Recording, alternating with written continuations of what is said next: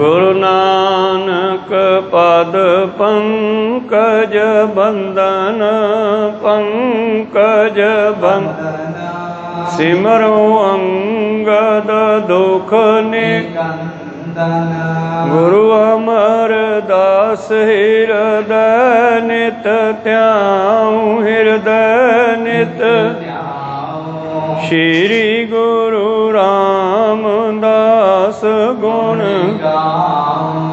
गुरु अर्जन विघ्नन के नाशक विघ्नन के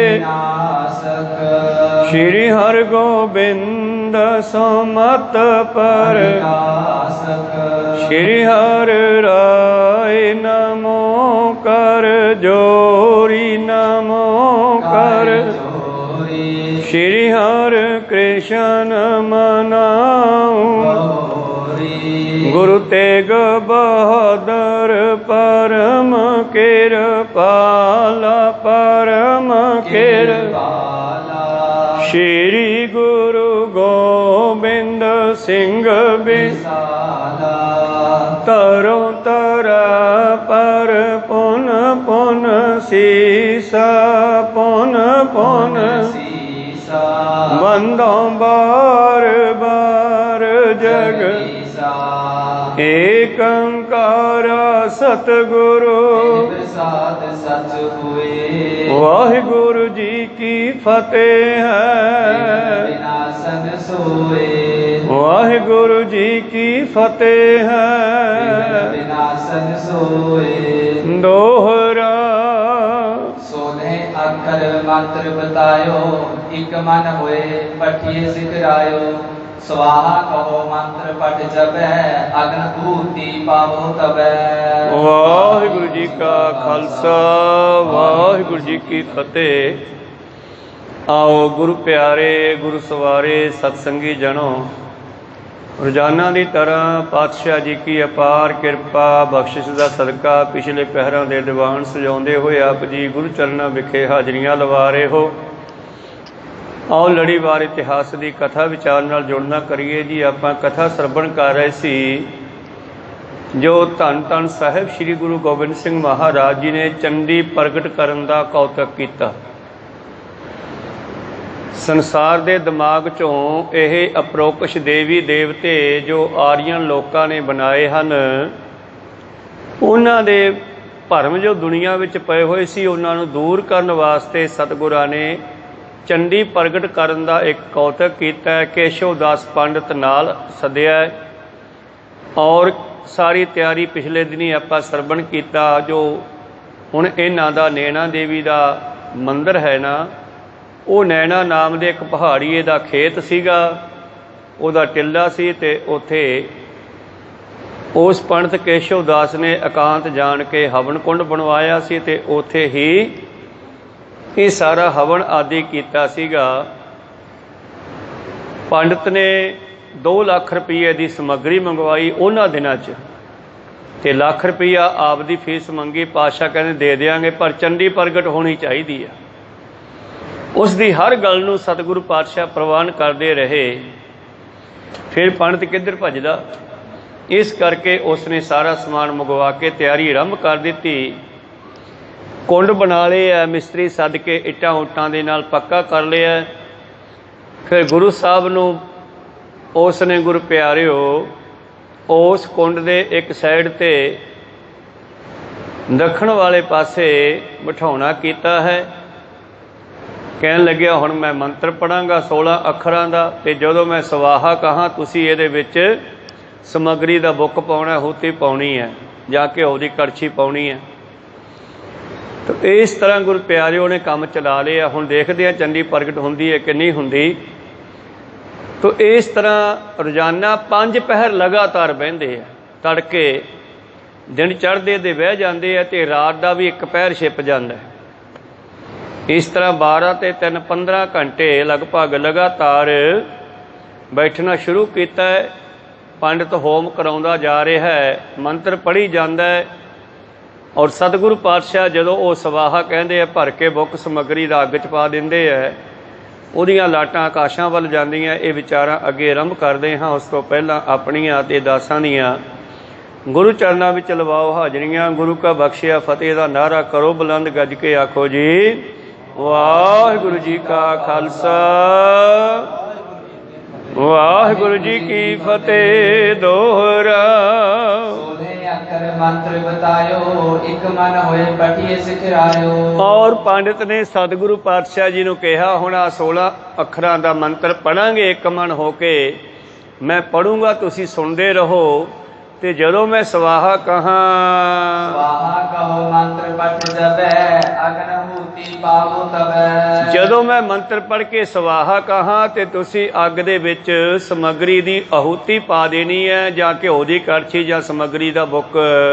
ਇਤਿਆਦਿਕ ਵਿਦ ਅਪਰ ਬਤਾਈ ਵਿਪਰ ਉਦਾਸਨ ਪੁੰਡ ਜਗਾਈ। ਇਸ ਤਰ੍ਹਾਂ ਸਾਰੀ ਬਿਉਂਤ ਬਣਾ ਕਰਕੇ ਪੰਡਿਤ ਨੇ ਕੇਸ਼ਵ ਉਦਾਸ ਨੇ ਅੱਗ ਚਾਲੂ ਕੀਤੀ ਹੈ, ਚੰਡਾ ਚਲਾਇਆ ਹੈ ਜੀ। ਸ਼ੁੱਧ ਮਹਾਸੁਰ ਮੰਤਰ ਵਿਚਾਰੀ ਸਵਾਹਾ ਕਹਿ ਕੇ ਉਤ ਕੋ ਡਾਰੀ। ਹੁਣ ਉਹ ਦੇਵਤਿਆਂ ਦੇ ਸ਼ੁੱਧ ਮੰਤਰ ਇਹ ਉੱਚੀ ਉਚਾਰਨ ਲੱਗਿਆ ਤੇ ਜਦੋਂ ਸਵਾਹਾ ਕਹਿੰਦਾ ਭਰ ਕੇ ਬੁੱਕ ਸਮੱਗਰੀ ਦਾ ਹਵਨ ਕੁੰਡ ਵਿੱਚ ਪਾ ਦਿੰਦੇ ਜੇ। ਸੋਮਨਾ ਸੇ ਅਰਪਤ ਧੂਪਤ ਖਾਵਤ ਪ੍ਰੀਤ ਕੇ ਦੀਪਕ ਕਿਸਕ ਜਗਾਵਤ। ਘਿਓ ਦੇ ਬਹੁਤ ਸਾਰੇ ਦੀਵੇ ਜਗਾ ਕੇ ਰੱਖੇ ਐ, ਫੁੱਲ ਰੱਖੇ ਹਨ, ਧੂਫਾਂ ਲਾਈਆਂ ਹੋਈਆਂ, ਵਾਤਾਵਰਨ ਬੜਾ ਖੁਸ਼ਬੂਦਾਰ ਕੀਤਾ ਹੈ। ਕਹਿੰਦੇ ਦੇਵਤੇ ਸ਼ੁੱਧ ਵਾਤਾਵਰਨ ਵਿੱਚ ਆਉਂਦੇ ਐ। ਚੰਦਨ ਚਰਚੀ ਛਿੜਕ ਗੁਲਾਬ 14 ਮਹਿਕਤ ਗੰਧ ਸਿਤਾਬ। ਬਹੁਤ ਸਾਰਾ ਗੁਲਾਬ ਵੀ 4 ਛਪੇਰੇ ਛਿੜਕਿਆ ਗਿਆ ਹੈ।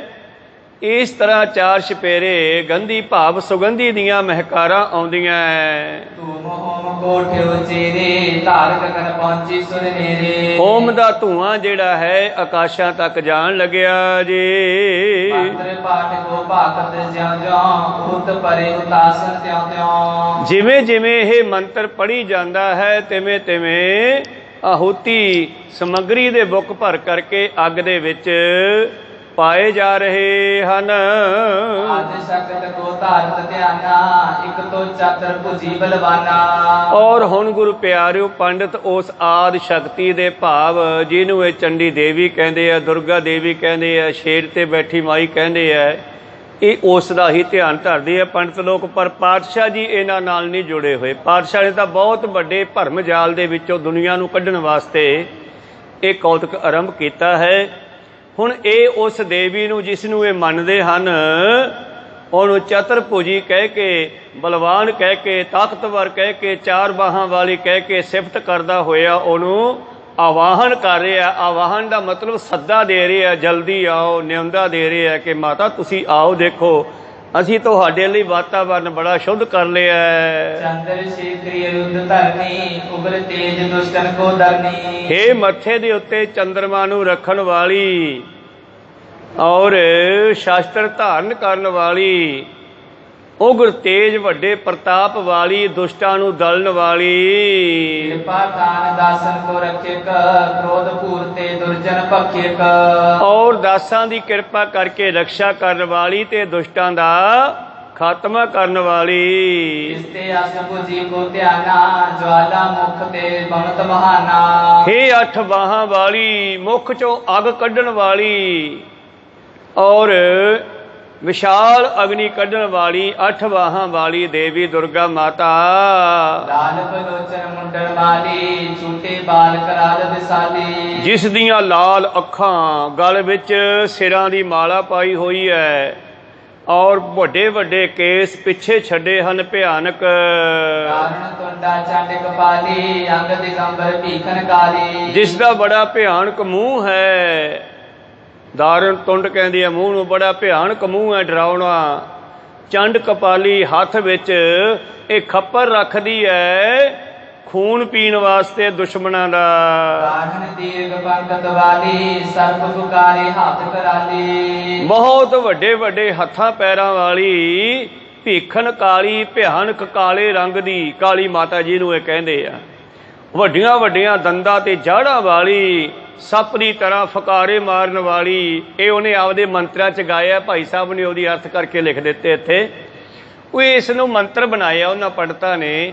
ਇਹ ਮੰਤਰ ਗਾ ਰਹੇ ਆ ਤੇ ਮਗਰੋਂ ਕਹਿੰਦਾ ਸਵਾਹਾ, ਤੇ ਬਾਬਾ ਜੀ ਭਰ ਕੇ ਬੁੱਕ ਜੋ ਹੈ ਕਾਜੂ ਬਦਾਮ ਖਾਣ ਵਾਲੀਆਂ ਵਸਤੂਆਂ ਚੱਕ ਕੇ ਅੱਗ 'ਚ ਪਾ ਦਿੰਦੇ ਹਨ।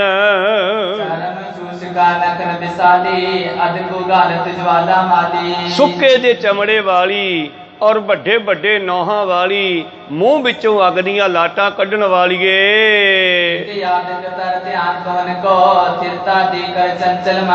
ਇਹ ਪੰਡਿਤ ਕੇਸ਼ਵ ਦਾਸ ਆਪਣੇ ਮਨ ਨੂੰ ਰੋਕ ਕੇ ਕਦੇ ਦੁਰਗਾ ਦੇਵੀ ਦੀ ਆਰਾਧਨਾ ਕਰਦਾ, ਕਦੇ ਕਾਲੀ ਦੇਵੀ ਦੀ, ਦੋਨੇ ਇਕੱਠੀਆਂ ਇਹਨਾਂ ਦੋਨਾਂ ਦੀ ਆਰਾਧਨਾ ਕਰਦਾ ਤੇ ਇਹਨਾਂ ਨੂੰ ਸੱਦਾ ਦਿੰਦਾ, ਆਵਾਹਨ ਕਰਦਾ।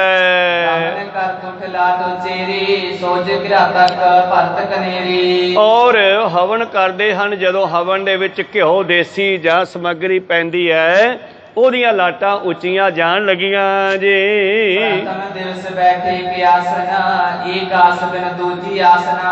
ਪਹਿਲੇ ਦਿਨ ਲਗਾਤਾਰ ਇੱਕੋ ਚੌਂਕੜੇ ਵਿੱਚ ਬੈਠੇ ਰਹੇ। ਇੱਕੋ ਹੀ ਗੱਲ ਹੈ ਕਿ ਚੰਡੀ ਪ੍ਰਗਟ ਕਰਨੀ ਹੈ। ਕੇਸ਼ਵ ਦਾਸ ਕਹਿੰਦਾ ਮੈਂ ਕਰੂੰਗਾ, ਪਾਤਸ਼ਾਹ ਕਹਿੰਦੇ ਕਰ ਫਿਰ, ਪਤਾ ਤਾਂ ਲੱਗੇ ਨਾ। ਜਿਹੜਾ ਦੁਨੀਆ ਵਿੱਚ ਇਹ ਭਰਮ ਫੈਲਿਆ ਹੋਇਆ ਕਿ ਕੋਈ ਇਹੋ ਜਿਹੀ ਦੇਵੀ ਹੈ, ਕੋਈ ਇਹੋ ਜਿਹਾ ਦੇਵਤਾ ਜਿਹੜਾ ਸਾਡਾ ਕੰਮ ਕਰਦਾ। ਬਾਣੀ ਇਹਨਾਂ ਚੀਜ਼ਾਂ ਨੂੰ ਨਹੀਂ ਮੰਨਦੀ। ਜਦੋਂ ਬਾਬਾ ਨਾਨਕ ਜੀ ਅਹਿਮਦਾਬਾਦ ਗਏ ਸੀ ਨਾ, ਤਾਂ ਉੱਥੋਂ ਦੇ ਲੋਕਾਂ ਨੂੰ ਵੀ ਕਿਹਾ ਸੀ ਸ਼ਸਤਰਧਾਰੀ ਹੋਵੋ, ਦੁਸ਼ਮਣ ਦਾ ਨਾਸ਼ ਹਮੇਸ਼ਾ ਸ਼ਸਤਰ ਨਾਲ ਹੋ ਸਕਦਾ। ਪਰ ਅਹਿਮਦਾਬਾਦ ਦੇ ਲੋਕ ਕਹਿੰਦੇ ਲੈ ਸਾਡੇ ਕੋਲ ਐਡੇ ਐਡੇ ਮੰਤਰ, ਅਸੀਂ ਮੰਤਰ ਮਾਰਾਂਗੇ, ਬਾਬਰ ਦੀ ਫੌਜ ਨੂੰ ਅੰਨੀ ਕਰ ਦਿਆਂਗੇ। ਇਹ ਗੱਲਾਂ ਹੋਈਆਂ ਹੋਣਗੀਆਂ, ਫੇਰ ਹੀ ਬਾਣੀ 'ਚ ਆਈਆਂ ਨਾ, ਕਿਉਂਕਿ ਬਾਣੀ ਸੱਤ ਹੈ। ਤਾਂ ਬਾਣੀ 'ਚ ਕੀ ਉਚਾਰੀ ਹੈ ਪਾਤਸ਼ਾਹ ਨੇ ਅਹਿਮਦਾਬਾਦ ਦੀ ਘਟਨਾ ਤੇ? ਕੋਈ ਮੁਗਲ ਨਾ ਹੋਵਾ ਅੰਧਾ ਕਿਨੇ ਨਾ ਪਰਚਾ ਲਾਇਆ, ਹੁਣ ਤੁਹਾਡਾ ਮੰਤਰ ਕਿਉਂ ਨਹੀਂ ਚੱਲਿਆ? ਕਿਸੇ ਮੁਗਲ ਬਾਬਰ ਨੂੰ ਅੰਨਾ ਕਿਉਂ ਨਾ ਕੀਤਾ? ਕੋਈ ਮੁਗਲ ਨਾ ਹੋਵਾ ਅੰਧਾ ਕਿਨੇ ਨਾ ਪਰਚਾ ਲਾਇਆ, ਮੁਗਲ ਪਠਾਣਾ ਭਈ ਲੜਾਈ, ਰਣ ਮੈਂ ਤੇਗ ਵਗਾਈ, ਉन्नी ਤੁਪਕ ਤਾਨ ਚਲਾਈ, ਉन्नी ਹਸਤ ਚੜਾਈ, ਜਿਨ ਕੀ ਚੀਰੀ ਦਰਗਹਿ ਪਾਟੀ, ਤਿੰਨਾ ਮਰਨਾ ਭਾਈ। ਤੋ ਇਸ ਕਰਕੇ ਬਾਣੀ ਜਿਹੜੀ ਹੈ ਜਾਂ ਸੈਂਸ ਜਿਹੜੀ ਹੈ ਇਹਨਾਂ ਜੰਤਰਾਂ ਮੰਤਰਾਂ ਨੂੰ ਨਹੀਂ ਮੰਨਦੀ। ਪਰ ਦੁਨੀਆ ਵਿੱਚ ਪਏ ਹੋਏ ਭਰਮਾਂ ਨੂੰ ਕੱਢਣ ਵਾਸਤੇ ਪਾਤਸ਼ਾਹ ਨੇ ਅੱਜ ਇਹ ਉਦਮ ਕੀਤਾ ਹੈ।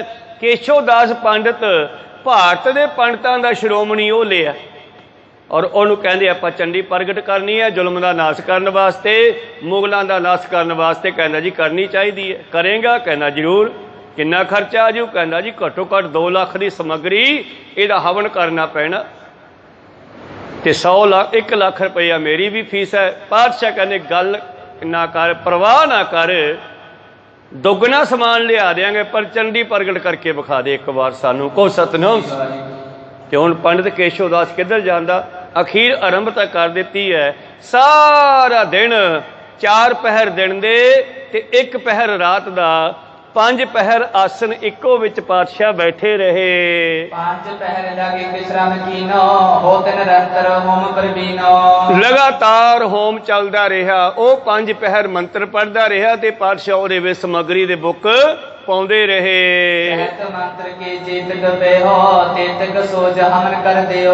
ਇਉਂ ਮੰਤਰਾਂ ਦੇ ਨਾਲ ਸ਼ਾਮਾਂ ਤੱਕ ਬਹੁਤ ਸਾਰੀ ਸਮੱਗਰੀ ਜਿਹੜੀ ਹੈ ਹਵਨ ਦੇ ਵਿੱਚ, ਅੱਗ ਦੇ ਵਿੱਚ ਪਾ ਦਿੱਤੀ ਗਈ ਹੈ। 5 ਪਹਿਰਾਂ ਤੋਂ ਬਾਅਦ ਉੱਠੇ ਹਨ।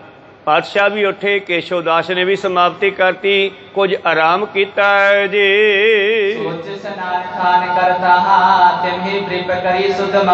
ਦੂਜਾ ਦਿਨ ਚੜ੍ਹਿਆ, ਸਤਿਗੁਰਾਂ ਨੇ ਵੀ ਇਸ਼ਨਾਨ ਆਦਿ ਕੀਤਾ, ਪੰਡਤ ਨੇ ਵੀ ਆਪਣਾ ਇਸ਼ਨਾਨ ਆਦਿ ਕੀਤਾ, ਸ਼ੁੱਧ ਕੀਤਾ ਹੈ ਆਪਣੇ ਆਪ ਨੂੰ। ਫਿਰ ਉਸੇ ਹਵਨ ਕੁੰਡ ਦੇ ਕੋਲ ਤੜਕੇ ਦਿਨ ਚੜ੍ਹਦੇ ਦੇ ਨਾਲ ਬੈਠ ਗਏ ਤੇ ਚੰਡੀ ਨੂੰ ਪ੍ਰਗਟ ਕਰਨ ਲਈ ਮਿਹਨਤ ਕਰਨ ਲੱਗੇ। ਔਰ ਮੰਤਰ ਨੂੰ ਉਚਾਰਨ ਕਰਕੇ ਹੱਥਾਂ ਦੇ ਨਾਲ ਆਹੂਤੀ ਪਾਉਂਦੇ ਜਾ ਰਹੇ ਹਨ।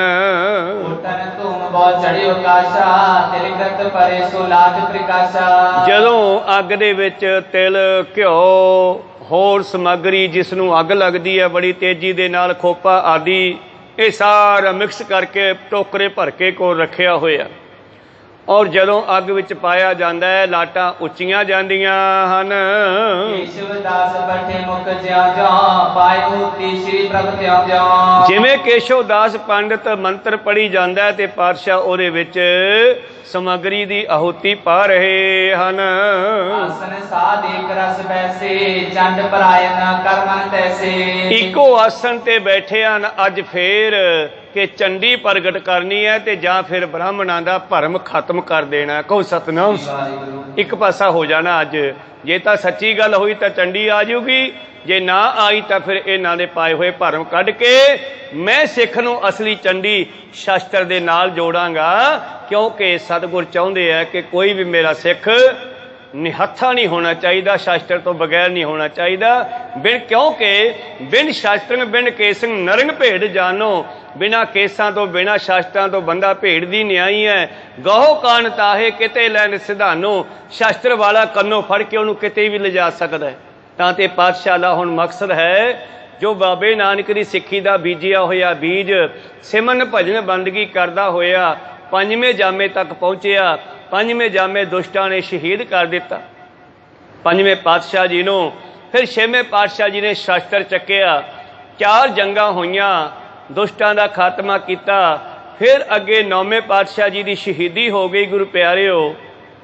ਤੇ ਸਨ ਸੋਚਿਆ ਵੀ ਹੁਣ ਬਾਰ-ਬਾਰ ਐ ਸ਼ਹੀਦੀਆਂ ਨਹੀਂ ਦਿੰਦੇ ਜਾਵਾਂਗੇ, ਹੁਣ 2 ਹੱਥ ਕਰਾਂਗੇ, 21 ਨੂੰ 31 ਪਾਉਣ ਵਾਲਾ ਕੰਮ ਕਰਾਂਗੇ, ਇਹਨਾਂ ਲੋਕਾਂ ਨੂੰ ਹੁਣ ਰੋਕਾਂਗੇ। ਇਸ ਕਰਕੇ ਆਪਣੀ ਐਸੇ ਸਿੱਖੀ ਨੂੰ ਜੋ ਬਾਬੇ ਨਾਨਕ ਜੀ ਦੇ ਸਿੱਖ ਹੈ ਉਹਨਾਂ ਨੂੰ ਸਿਪਾਹੀ ਬਣਾਉਣ ਦਾ ਖਿਆਲ ਆਇਆ ਹੈ, ਸਿੰਘ ਸਜਾਉਣ ਦਾ ਖਿਆਲ ਆਇਆ। ਸਿੰਘ ਦਾ ਮਤਲਬ ਸ਼ੇਰ ਬਣਾਉਣਾ ਹੈ। ਜਿਹੜੇ ਡਰਦੇ ਹੈ ਨਾ ਚਿੜੀਆਂ ਦੇ ਵਰਗੇ ਨਿੱਕੇ ਨਿੱਕੇ ਦਿਲ ਲੈ ਕੇ ਡਰਦੇ ਇਹਨਾਂ ਮੁਗਲਾਂ ਤੋਂ, ਇਹਨਾਂ ਜ਼ਾਲਮਾਂ ਤੋਂ, ਜ਼ਲਮਾਂ ਤੋਂ, ਸਰਕਾਰਾਂ ਤੋਂ, ਜਾਂ ਉਹ ਹਿੰਦੂ ਲੋਕ ਵੀ ਸੁੱਚੇ ਨੰਦ ਵਰਗੇ, ਨੰਦ ਤੇ ਹੋਰ ਗੁਰੂ ਪਿਆਰਿਓ ਚੰਦੂ ਵਰਗੇ, ਜਿਨ੍ਹਾਂ ਲੋਕਾਂ ਨੇ ਸਿੱਖੀ ਨੂੰ ਚੰਗਾ ਨਹੀਂ ਸਮਝਿਆ। ਜਦੋਂ ਹੀ ਬਾਬੇ ਨਾਨਕ ਨੇ ਸਿੱਖੀ ਦੇ ਬੀਜ ਨੂੰ ਪ੍ਰਗਟ ਕਰਨਾ ਸ਼ੁਰੂ ਕੀਤਾ ਨਾ, ਉਦੋਂ ਹੀ ਇਹਨਾਂ ਲੋਕਾਂ ਦੀਆਂ ਅੱਖਾਂ ਸਿੱਖੀ ਰੜਕਣ ਲੱਗੀ ਵੀ ਇਹ ਨਾਨਕ ਜੀ ਨੇ, ਨਨਕਾਣਾ ਸਾਹਿਬ ਵਾਲੇ ਨੇ ਇਹ ਨਵਾਂ ਕਿਹੜਾ ਕੰਮ ਚਲਾ ਲਿਆ, ਇਹ ਤਾਂ ਨਵਾਂ ਹੀ ਰਸਤਾ ਚਲਾਤਾ। ਤੀਜੇ ਪਾਤਸ਼ਾਹ ਤੇ ਕੇਸ ਕੀਤਾ ਬਾਦਸ਼ਾਹ ਅਕਬਰ ਦੇ ਕੋਲ ਲਾਹੌਰ ਦੇ ਵਿੱਚ, ਬਈ ਇਹਨਾਂ ਨੂੰ ਜਿਹੜਾ ਹੈ ਪੁਰਾਣੇ ਸਾਡੇ ਬਣੇ ਹੋਏ ਵੇਦ ਪੜ੍ਹਨੇ ਚਾਹੀਦੇ ਨੇ, ਇਹ ਨਵੀਂ ਹੀ ਆਪਦੀ ਬਾਣੀ ਰਚੀ ਜਾਂਦੇ ਹੈ। ਸਾਰੇ ਰੀਤੀ ਰਿਵਾਜ ਹੀ ਖਤਮ ਕਰ ਦਿੱਤੇ ਇਹਨਾਂ ਨੇ, ਨਵੇਂ ਲੰਗਰ ਚਲਾਉਂਦੇ ਹਨ, ਸਾਰਿਆਂ ਨੂੰ ਇਕੱਠੇ ਬਿਠਾ ਲੈਂਦੇ ਹੈ। ਜਿਹੜੀ ਬੰਦਿਆਂ ਵਿੱਚ ਇਹਨਾਂ ਨੇ ਫਰਕ ਪਾਇਆ ਸੀ ਖੱਤਰੀ ਬ੍ਰਾਹਮਣ ਸੂਦ ਵੈਸ਼ ਦਾ, ਉਹ ਇਹਨਾਂ ਨੇ ਖਤਮ ਕਰ ਦਿੱਤਾ ਹੈ। ਸਾਰਾ ਕੇਸ ਹੋਇਆ ਲਾਹੌਰ ਦੇ ਵਿੱਚ, ਅਕਬਰ ਨੇ ਸੱਦਾ ਦਿੱਤਾ। ਤੀਜੇ ਪਾਤਸ਼ਾਹ ਨੇ ਸਤਿਗੁਰੂ ਰਾਮਦਾਸ ਆਪਣੇ ਸੇਵਕ ਭਾਈ ਜੇਠਾ ਜੀ ਨੂੰ ਭੇਜਿਆ ਉੱਥੇ। ਫਿਰ ਕੇਸ ਜਿੱਤ ਕੇ ਆਏ ਜੇਠਾ ਜੀ ਉੱਥੋਂ। ਕੋ ਸਤਨਾਮ ਸੀ। ਉਹਨਾਂ ਨੂੰ ਮੂੰਹ ਨਹੀਂ ਖਾਣੀ ਪਈ। ਖੈਰ ਅੱਜ ਤੱਕ ਵੀ ਤੁਸੀਂ ਅੱਜ ਤਾਂ ਗੱਲ ਪਰਤਾਖੀ ਹੈ ਬਈ ਸਿੱਖੀ ਇਹਨਾਂ ਦੀਆਂ ਅੱਖਾਂ ਵਿੱਚ ਰੜਕਦੀ ਆ ਕਣ ਵਾਂਗੂ। ਕੋ ਸਤਨਾਮ ਸੀ। ਤੇ ਧੰਨ ਗੁਰੂ ਗੋਬਿੰਦ ਸਿੰਘ ਮਹਾਰਾਜ ਜੀ ਨੇ ਵੀ ਉਸ ਵੇਲੇ ਫਿਰ ਸਿੱਖਾਂ ਨੂੰ ਸਰਬ ਕਲਾ ਸਮਰੱਥ ਕਰਨ ਵਾਸਤੇ, ਸ਼ਕਤੀਆਂ ਨਾਲ ਭਰਨ ਵਾਸਤੇ ਸਾਰੇ ਜਿੰਨੇ ਧਾਰਮੀ ਮੁਖੀ ਸੀ ਧਰਮੀ, ਚਾਹੇ ਉਹ ਜੋਗੀ ਸੀ ਗੋਰਖਨਾਥ ਵਰਗੇ, ਚਾਹੇ ਬ੍ਰਾਹਮਣ ਸੀ, ਚਾਹੇ ਗੁਰੂ ਨਾਨਕ ਦੇ ਘਰ ਦੇ ਮਸੰਦ ਸੀ, ਸਾਰਿਆਂ ਦੀ ਪ੍ਰੀਖਾ ਲੈ ਲੈ ਕੇ ਉਹਨਾਂ ਦੇ ਵਿੱਚ ਜਿਹੜੀਆਂ ਗਲਤੀਆਂ ਸੀ ਉਹ ਦਸੀਆਂ ਤੇ ਕੱਢਣੀਆਂ ਕੀਤੀਆਂ। ਹੁਣ ਗੱਲ ਆ ਗਈ ਹੈ ਬ੍ਰਾਹਮਣਾਂ ਤੇ ਕੇਸ਼ਵ ਦਾਸ ਪੰਡਤ ਜਿਹੜਾ ਹੈ ਹੁਣ ਕੋਲ ਬੈਠ ਗਿਆ ਹੈ। ਰੋਜ਼ਾਨਾ ਦੀ ਤਰ੍ਹਾਂ ਫੇਰ ਮੰਤਰ ਸ਼ੁਰੂ ਕਰ ਦਿੱਤੇ ਤੇ ਪਾਤਸ਼ਾਹ ਜੀ ਉਹਦੇ ਵਿੱਚ ਹਵਨ ਪਾਉਣ ਲੱਗੇ ਜੀ। ਆਸਨ ਬੈਠੇ ਪਰਮ ਪੁਨੀਤ। ਧੰਨ ਗੁਰੂ ਗੋਬਿੰਦ ਸਿੰਘ ਜੀ ਮਹਾਰਾਜ ਜਿਨ੍ਹਾਂ ਨੇ ਪਹਿਲਾਂ ਹੀ ਸਰੀਰ ਨੂੰ ਬੜਾ ਸਾਧਿਆ ਹੋਇਆ ਗੁਰੂ ਪਿਆਰਿਓ, ਨੀਂਦ ਨੂੰ ਵੀ ਜਿਨ੍ਹਾਂ ਨੇ ਆਪਣੇ ਕਾਬੂ 'ਚ ਕੀਤਾ ਹੈ, ਭੁੱਖ ਨੂੰ ਵੀ ਜਿਨ੍ਹਾਂ ਨੇ ਕਾਬੂ 'ਚ ਕੀਤਾ ਹੈ, ਔਰ ਗਿਰਾ ਜਵਾਨ ਨੂੰ ਵੀ ਕਾਬੂ 'ਚ ਕੀਤਾ। ਭਜਨ ਬੰਦਗੀ ਵਾਲੇ ਨੂੰ ਜਵਾਨ ਵੀ ਕਾਬੂ 'ਚ ਰੱਖਣੀ ਪੈਂਦੀ ਆ। ਕਹੋ ਸਤਨਾਮ। ਆਪਣੀ ਬਚਨਾਂ ਨੂੰ ਵੀ ਕਾਬੂ 'ਚ ਕੀਤਾ ਹੋਇਆ ਜਿਨ੍ਹਾਂ ਨੇ।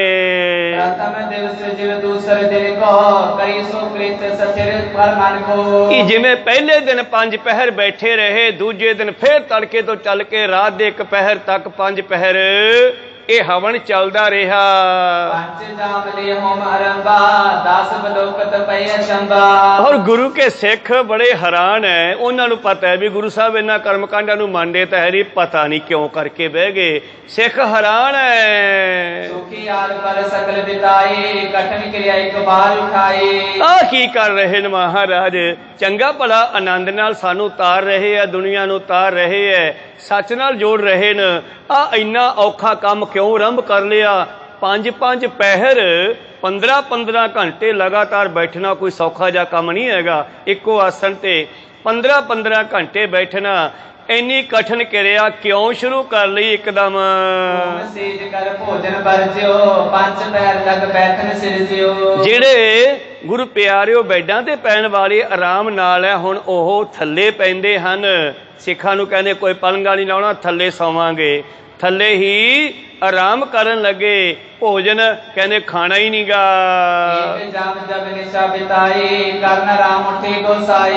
ਤਾਂ ਇੱਕ ਦਿਨ ਫਿਰ ਚੱਲਦੇ ਚੱਲਦੇ ਜਦੋਂ ਇੱਕ ਪਹਿਰ ਰਾਤ ਬਤੀਤ ਹੋ ਗਈ ਹੈ, ਪੰਡਿਤ ਕੇਸ਼ੋ ਦਾਸ ਨੇ ਜਿਹੜਾ ਹੈ ਹਵਨ ਕਰਨਾ ਬੰਦ ਕੀਤਾ ਹੈ। ਪਾਤਸ਼ਾਹ ਵੀ ਉੱਠੇ ਆਰਾਮ ਕਰਨ ਲਈ। ਕੁਝ ਸਮਾਂ ਪਾਤਸ਼ਾਹ ਇੱਧਰ ਉੱਧਰ ਘੁੰਮਦੇ ਰਹੇ। ਨੀਂਦ ਤਾਂ ਕਾਬੂ 'ਚ ਕੀਤੀ ਹੋਈ ਹੈ, ਨੀਂਦ ਨੂੰ ਤਿਆਗਿਆ ਹੋਇਆ ਹੈ, ਪਰ ਫਿਰ ਵੀ ਲੰਬੇ ਪੈ ਗਏ ਧਰਤੀ ਤੇ ਹੀ। ਇੱਕੋ ਧਿਆਨ ਹੈ ਬਈ ਜਾਂ ਤਾਂ ਚੰਡੀ ਪ੍ਰਗਟ ਹੋ ਜੇ ਤੇ ਜਾਂ ਫਿਰ ਭਰਮ ਖਤਮ ਹੋ ਜਾਵੇ।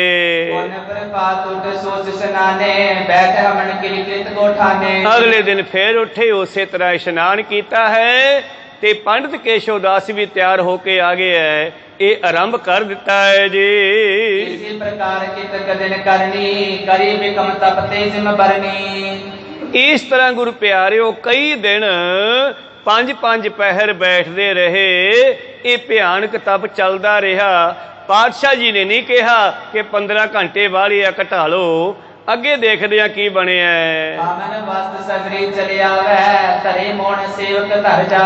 ਸਿੱਖਾਂ ਨੂੰ ਹੁਕਮ ਹੈ ਜਦੋਂ ਟੋਕਰਾ ਖਾਲੀ ਹੋ ਜੇ ਭਰਿਆ ਨਵਾਂ ਧਰ ਜਿਆ ਕਰੋ ਸਮੱਗਰੀ ਦਾ। ਬੁਲਾਉਣਾ ਕਿਸੇ ਨੇ ਕਿਸੇ ਨੂੰ ਨਹੀਂਗਾ। ਉਹ ਸਿੱਖ ਜਿਹੜੇ 7 ਬਚਨ ਕਹਿ ਕੇ ਜਦੋਂ ਇੱਧਰੋਂ ਟੋਕਰਾ ਖਾਲੀ ਹੋ ਜਾਂਦਾ, ਅੱਗ ਵਿੱਚ ਮੱਚ ਜਾਂਦਾ, ਸਾਰਾ ਕੁਝ ਨਵਾਂ ਭਰਿਆ ਧਰ ਜਾਂਦੇ ਹਨ।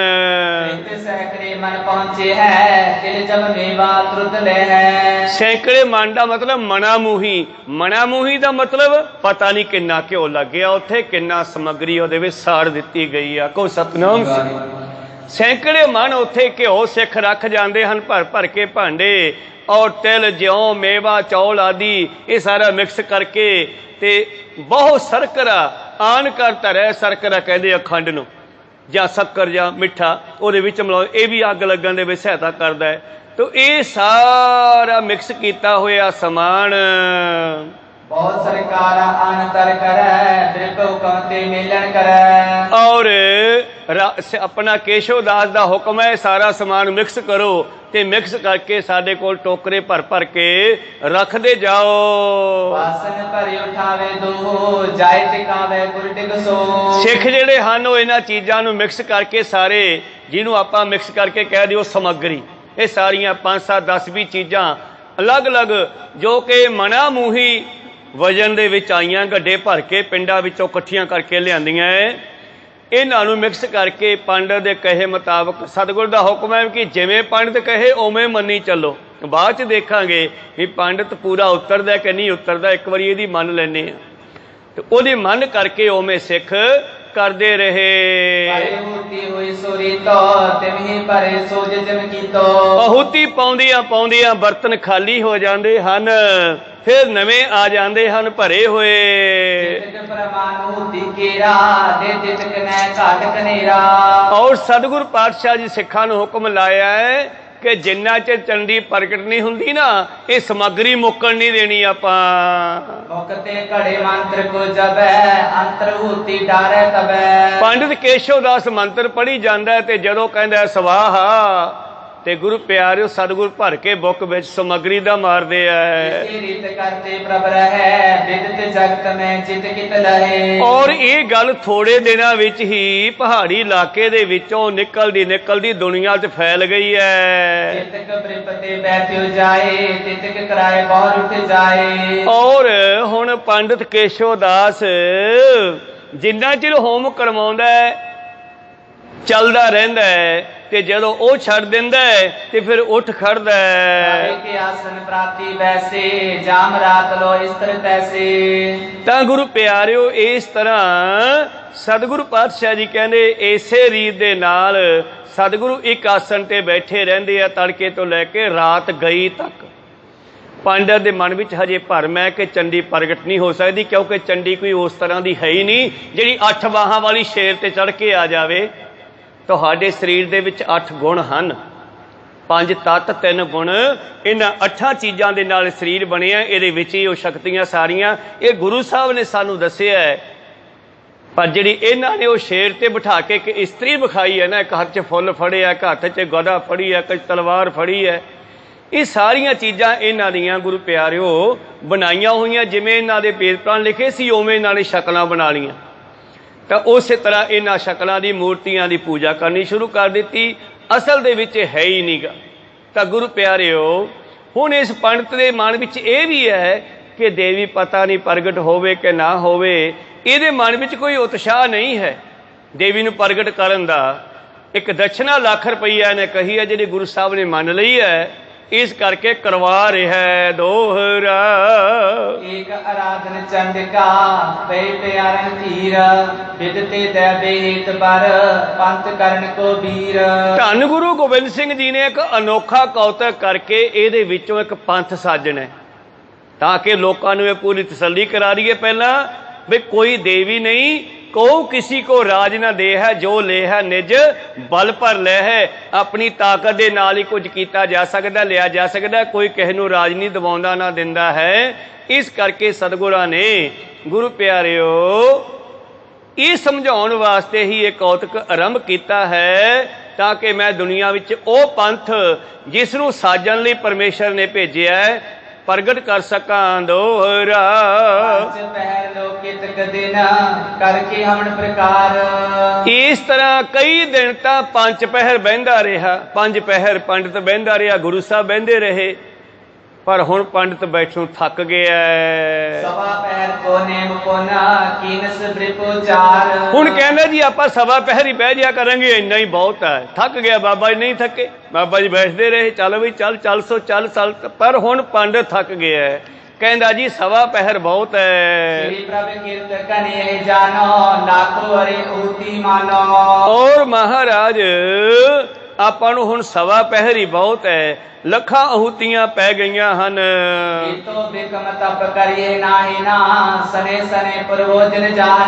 ਕੋਈ ਗੱਲ ਨਹੀਂ, ਤੁਹਾਡੀ ਇੱਛਾ ਹੌਲੀ ਹੌਲੀ ਪੂਰੀ ਹੋ ਜੂਗੀ। ਆਪਾਂ 15 ਘੰਟੇ ਨਾ ਬੈਠੀਏ, ਹੁਣ ਸਵਾ ਪਹਿਰ 4-5 ਘੰਟੇ ਬਹਿ ਜਿਆ ਕਰਾਂਗੇ। ਜਿਵੇਂ ਤੇਰੀ ਮਰਜ਼ੀ ਹੈ। ਪਾਤਸ਼ਾਹ ਨੇ ਤਾਂ ਇਹਨੂੰ ਕੁਛ ਕਹਿਣਾ ਹੀ ਨਹੀਂਗਾ ਜਿੰਨਾ ਚਿਰ ਇਹ ਐ ਨਹੀਂ ਕਹਿੰਦਾ ਕਿ ਮੈਥੋਂ ਪ੍ਰਗਟ ਨਹੀਂ ਹੁੰਦੀ। ਕੋ ਸਤਿਨਾਮ। ਉਹਨਾਂ ਚਿਰ ਚੱਲ ਸੋ ਚੱਲੀ ਹੈ। ਕਹਿੰਦੇ ਠੀਕ ਹੈ ਸਵਾ ਪਹਿਰ ਸਹੀ। ਹੁਣ ਗੱਲ ਸਵਾ ਪਹਿਰ ਤੇ ਆ ਗਈ ਜੀ। ਹੁਣ ਕੇਸ਼ਵ ਦਾਸ ਮੰਤਰ ਪੜ੍ਹੀ ਜਾਂਦਾ ਤੇ ਪਾਤਸ਼ਾਹ ਜਦੋਂ ਇਹ ਕਹਿੰਦਾ ਸਵਾਹਾ ਤੇ ਪਾਤਸ਼ਾਹ ਚਾ ਕੇ ਉਹ ਸਮੱਗਰੀ ਪਾ ਦਿੰਦੇ ਹਨ।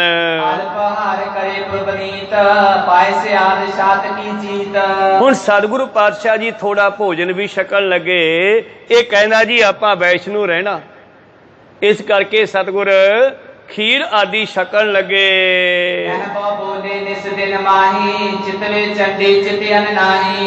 ਔਰ ਕਈ ਦਿਨਾਂ ਤੋਂ ਪਾਤਸ਼ਾਹ ਕਿਸੇ ਨਾਲ ਕੋਈ ਗੱਲ ਨਹੀਂ ਕਰਦੇ, ਬਸ ਇਹਦੇ ਕੋਲ ਬਹਿੰਦੇ ਐ, ਹਵਨ ਕਰਦੇ ਐ, ਪੈ ਜਾਂਦੇ ਐ, ਤੜਕੇ ਉੱਠਦੇ ਐ, ਫਿਰ ਬਹਿ ਜਾਂਦੇ ਐ। ਇਉਂ ਕੰਮ ਚੱਲਦਾ ਰਿਹਾ ਜੀ। ਪ੍ਰਭੂ ਪਾਛ ਲੈ ਜਾਮੋ ਸੋਚ ਸਨਾਨ ਖਾਨ ਕਰ ਚਹਿਓ ਪਹਿਰੇ ਵਸਤਰ ਸ਼ਸਤਰ ਬਚ ਕਹਿਓ। ਪਿਛਲੇ ਪਹਿਰ ਧੰਨ ਧੰਨ ਗੁਰੂ ਗੋਬਿੰਦ ਸਿੰਘ ਜੀ ਮਹਾਰਾਜ ਇੱਕ ਦਿਨ ਪ੍ਰਭੂ ਪਾਛਲੇ ਜਾਮੂ ਜਦੋਂ ਪਿਛਲਾ ਪਹਿਰ ਹੋਇਆ ਨਾ, ਕਿਉਂਕਿ ਸਵਾ ਪਹਿਰ ਸਵੇਰੇ ਸਵੇਰੇ ਅੱਜ ਹਵਨ ਕੀਤਾ ਹੈਗਾ, ਪਿਛਲੇ ਪਹਿਰ ਹੁਣ ਵਿਹਲੇ ਰਹਿਣ ਲੱਗੇ, ਤੇ ਪਿਛਲੇ ਪਹਿਰ ਪਾਤਸ਼ਾਹ ਜੀ ਨੇ ਜਲ ਪਾਣੀ ਛਕਿਆ, ਸ਼ਰਦਾਈ ਆਦਿ ਤਿਆਰ ਹੋਈ, ਸ਼ੌਚ ਇਸ਼ਨਾਨ ਕੀਤਾ ਹੈ ਔਰ ਨਵੇਂ ਵਸਤਰ ਪਹਿਨੇ, ਤੇ ਫਿਰ ਕੀ ਕਰਦੇ ਐ? ਸਿੱਖਾਂ ਨੂੰ ਕਹਿੰਦੇ ਯਾਰ ਘੋੜਾ ਲੈ ਕੇ ਆਓ, ਕਈ ਦਿਨ ਹੋ ਗਏ ਯਾਰ ਜੰਗਲ 'ਚ ਸ਼ਿਕਾਰ ਖੇਡਣ ਗਏ ਨਹੀਂ ਆਪਾਂ। ਕਹੋ ਸਤਨਾਮ, ਹੁਣ ਤਾਂ ਵਿਹਲੇ ਹੀ ਆ, ਦਿਨੇ ਆਪਾਂ ਕਰਨਾ ਕੀ ਆ, ਹਵਨ ਤਾਂ ਕਰਨਾ ਨੀਗਾ। ਸਿੱਖਾਂ ਦੇ ਕੋਲੋਂ ਘੋੜਾ ਮੰਗਵਾ ਲਿਆ।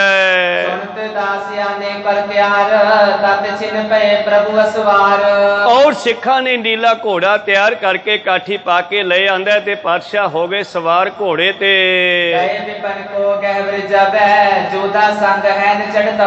ਕੁਝ ਸਿੱਖ ਵੀ ਸਤਿਗੁਰਾਂ ਦੇ ਘੋੜੇ ਸਵਾਰ ਹੋ ਕੇ ਨਾਲ ਚਲੇ ਗਏ, ਤੇ ਸਤਿਗੁਰੂ ਗਾੜੇ ਜੰਗਲ ਵਿੱਚ ਸ਼ਿਕਾਰ ਖੇਡਣ ਚਲੇ ਗਏ। ਔਰ ਕਾਫੀ ਸਮਾਂ ਸ਼ਿਕਾਰ ਖੇਡਿਆ, ਕਈ ਮਿਰਗਾਂ ਦਾ ਸ਼ਿਕਾਰ ਹੋਇਆ, ਕਈ ਭੱਜ ਗਏ। ਆਪਣੇ ਸ਼ਿਕਾਰੀ ਜਾਨਵਰ ਬਾਜ, ਜੁਰਰੇ ਆਦਿ ਇਹ ਰੱਖੇ ਹੁੰਦੇ ਜਾਨਵਰ ਹੁੰਦੇ ਆ, ਇਹ ਆਪਣੇ ਮਾਲਕ ਦੀ ਬੜੀ ਮਦਦ ਕਰਦੇ ਆ। ਬਾਜ ਉੱਪਰ ਉੱਡਦਾ ਹੈ, ਜੰਗਲ ਥੱਲੇ ਦੇਖਦਾ ਹੈ, ਤੇ ਜਿੱਥੇ ਉਹਨੂੰ ਸ਼ਿਕਾਰ ਦਿਸਦਾ ਉੱਥੇ ਹੀ ਰੁਕ ਜਾਂਦਾ ਖੰਭ, ਤੇ ਉਹਦਾ ਮਾਲਕ ਉੱਥੇ ਪਹੁੰਚ ਜਾਂਦਾ ਸ਼ਿਕਾਰ ਦੇ ਨੇੜੇ। ਇਸ ਕਰਕੇ ਜੁਰਰੇ ਬਾਜ ਆਦਿ ਸ਼ਿਕਾਰੀ ਜਾਨਵਰ ਛੱਡੇ ਹੋਏ ਹਨ ਉੱਪਰ ਆਕਾਸ਼ਾਂ ਵਿੱਚ।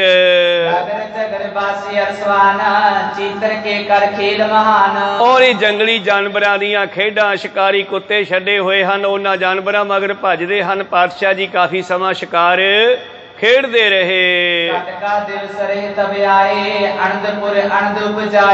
ਜਦੋਂ ਘੜੀ ਕੁ ਦਿਨ ਬਾਕੀ ਰਹਿ ਗਿਆ, ਤੇ ਪਾਤਸ਼ਾਹ ਸਿੱਖਾਂ ਦੇ ਨਾਲ ਵਾਪਸ ਆਨੰਦਪੁਰ ਆ ਗਏ। ਅੱਗੋਂ ਟੱਕਰ ਗਿਆ ਪੰਡਿਤ ਕੇਸ਼ਵ ਦਾਸ। ਹੁਣ ਕੇਸ਼ਵ ਦਾਸ ਨੇ ਚੰਡੀ ਪ੍ਰਗਟ ਕਰਨੀ ਹੈ, ਤੇ ਇੱਧਰ ਵੇਖਿਆ ਗੁਰੂ ਸਾਹਿਬ ਨੂੰ ਤੇ ਸਿੱਖਾਂ ਨੂੰ ਘੋੜੇ ਦੇ ਉੱਤੇ ਉਹ ਜਿਹੜੇ ਸ਼ਿਕਾਰ ਕੀਤੇ ਹੋਏ ਜਾਨਵਰ ਲੱਦੇ ਹੋਏ।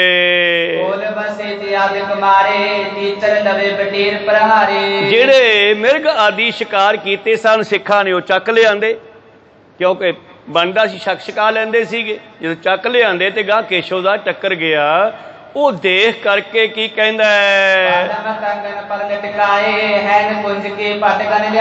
ਉੱਠ ਉੱਤੇ ਆਪਣਾ ਹਾਥੀ ਦੇ ਉੱਤੇ ਲੱਦੇ ਹੋਏ ਸਨ, ਕੁਝ ਘੋੜਿਆਂ ਉੱਤੇ ਲਮਕਾਏ ਹੋਏ ਸਨ। ਜਦੋਂ ਇਹ ਲੈ ਆਂਦੇ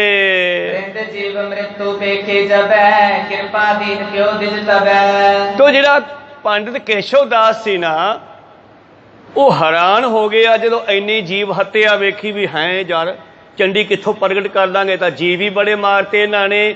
ਕਹਿਣ ਲੱਗਿਆ ਦਰਸ਼ਨ ਕਰਨ ਸਮਾਂ ਨਿਜ ਜਾਣੇ, ਚਲੇ ਆਇਓ ਸਤਿਗੁਰ ਜਿਸ ਥਾਨੇ। ਤੇ ਜਦੋਂ ਇਹਨੂੰ ਮਿਲਣ ਦਾ ਸਮਾਂ ਮਿਲਿਆ, ਸਤਿਗੁਰਾਂ ਦੇ ਕੋਲ ਆ ਗਿਆ ਦਰਸ਼ਨਾਂ ਲਈ। ਆਸਿਕ ਬਾਦ ਉਚਾਰਨ ਕਰਿਓ, ਹੁਕਮ ਪਾਏ ਚੌਂਕੀ ਪਰ ਫਿਰਿਓ।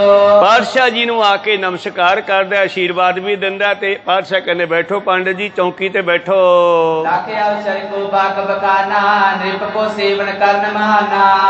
ਤੇ ਫੇਰ ਸਮਾਂ ਪਾ ਕੇ ਫਿਰ ਗੁਰੂ ਸਾਹਿਬ ਨੂੰ ਇਹ ਕਹਿਣ ਲੱਗਿਆ, ਮਹਾਰਾਜ ਰਾਜੇ ਦਾ ਸੇਵਕ ਹੈ ਜਿਹੜਾ, ਰਾਜੇ ਦੀ ਸੇਵਾ ਕਰਨੀ ਬੜੀ ਕਠਿਨ ਹੁੰਦੀ ਹੈ, ਪਰ ਫੇਰ ਵੀ ਜੇ ਰਾਜਾ ਕੁਛ ਪੁੱਛੇ ਤੇ ਸੇਵਕ ਆਪਦੀ ਮਤ ਮੁਤਾਬਕ ਕਹਿ ਸਕਦਾ ਹੈ। ਹੁਣ ਜੇ ਬਿਨਾਂ ਪੁੱਛੇ ਕੋਈ ਸੇਵਕ ਜਾਂ ਨੌਕਰ ਉਹਨੂੰ ਕੁਝ ਕਹੀ ਜਾਵੇ ਤੇ ਹੋ ਸਕਦਾ ਰਾਜਾ ਅੱਗੋਂ ਲੜ ਪਵੇ। ਇਸ ਕਰਕੇ ਪਹਿਲਾਂ ਸੇਵਕ ਪੁੱਛਦਾ, ਮਹਾਰਾਜ ਗੱਲ ਕਰਨੀ ਸੀ, ਕਹੋ ਤਾਂ ਕਰਾਂ। ਇਸੇ ਤਰ੍ਹਾਂ ਹੀ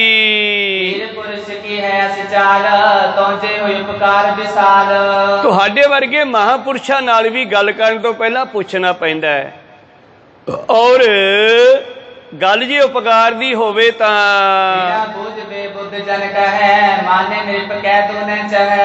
ਰਾਜੇ ਨਾਲ ਕਦੇ ਵੀ ਪਹਿਲਾਂ ਪੁੱਛੇ ਤੋਂ ਬਗੈਰ ਗੱਲ ਸ਼ੁਰੂ ਨਾ ਕਰਨੀ ਚਾਹੀਦੀ, ਪਹਿਲਾਂ ਪੁੱਛਣਾ ਚਾਹੀਦਾ। ਮਾਰੇ ਗੱਲ ਕਰਨੀ ਸੀ, ਜੇ ਆਖੋ ਤਾਂ ਕਰਾਂ, ਜੇ ਆਗਿਆ ਦੇਵੇ ਤਾਂ ਕਰੋ, ਤੇ ਨਹੀਂ ਤਾਂ ਨਾ ਕਰੋ। ਤੇ ਮਹਾਂਪੁਰਸ਼ਾਂ ਦੇ ਨਾਲ ਵੀ ਪਹਿਲਾਂ ਆਗਿਆ ਲੈ ਕੇ ਗੱਲ ਸ਼ੁਰੂ ਕਰਨੀ ਚਾਹੀਦੀ ਹੈ।